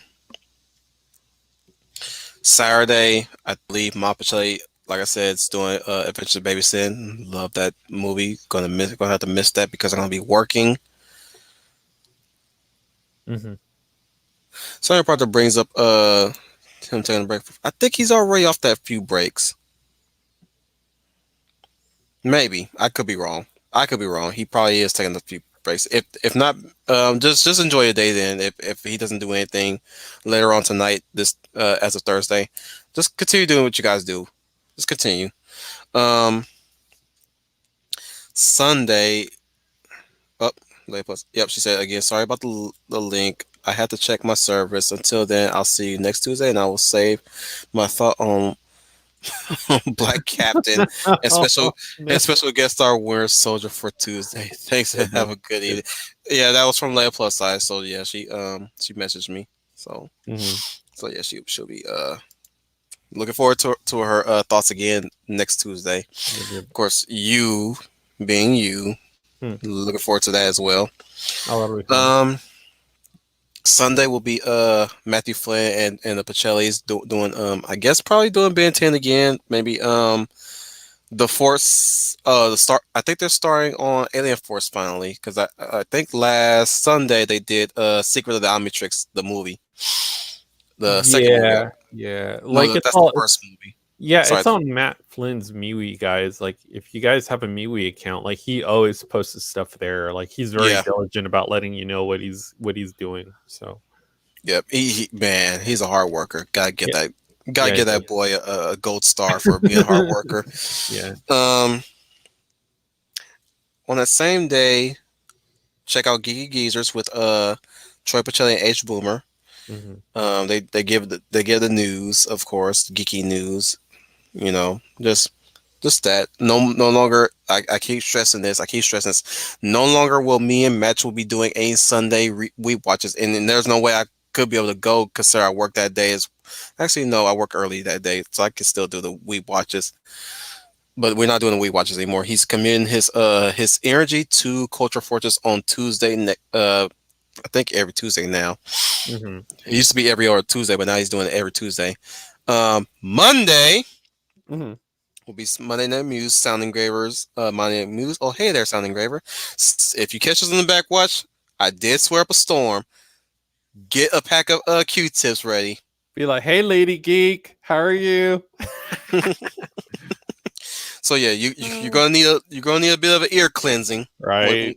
once you're done with this one. But Oh goodness. I promise you, I did keep myself in check. It's gonna be 10 Hail Marys and Our Father. So Hmm.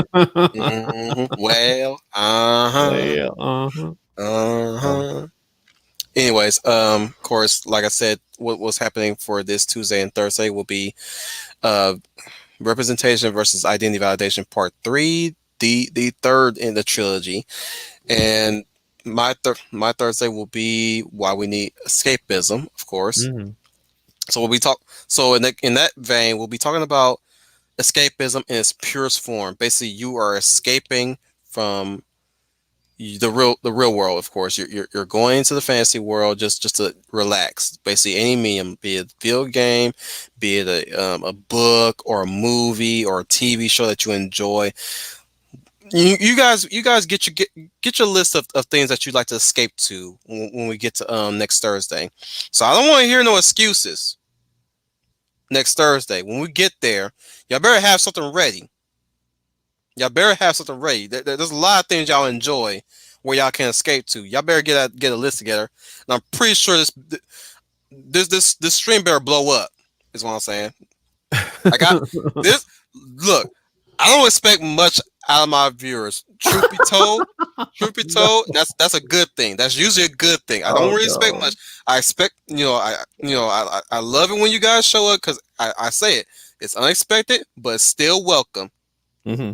Get together what shows or books that you like to escape to away from the real world to get away from your problems to relax and come back and tackle your problems. You know what I'm saying? You got a lot that you guys enjoy. Y'all talk a whole bunch of stuff in that chat room in that chat talking about all kind of stuff. So I don't want to hear no I don't know where I escaped to. Mm-mm. Mm-mm. Mm-mm. Mm-mm. You got till the weekend, and you got till the week till we get to Thursday to talk about what shows, books, or movies that you like to escape to, or even worlds that you like to escape to in these books or any of these mediums. So I don't want to hear no look. I don't want to hear us here again. I expect this to blow up because this will be this is a somewhat fun talk. Hmm. Oh yeah, no, absolutely.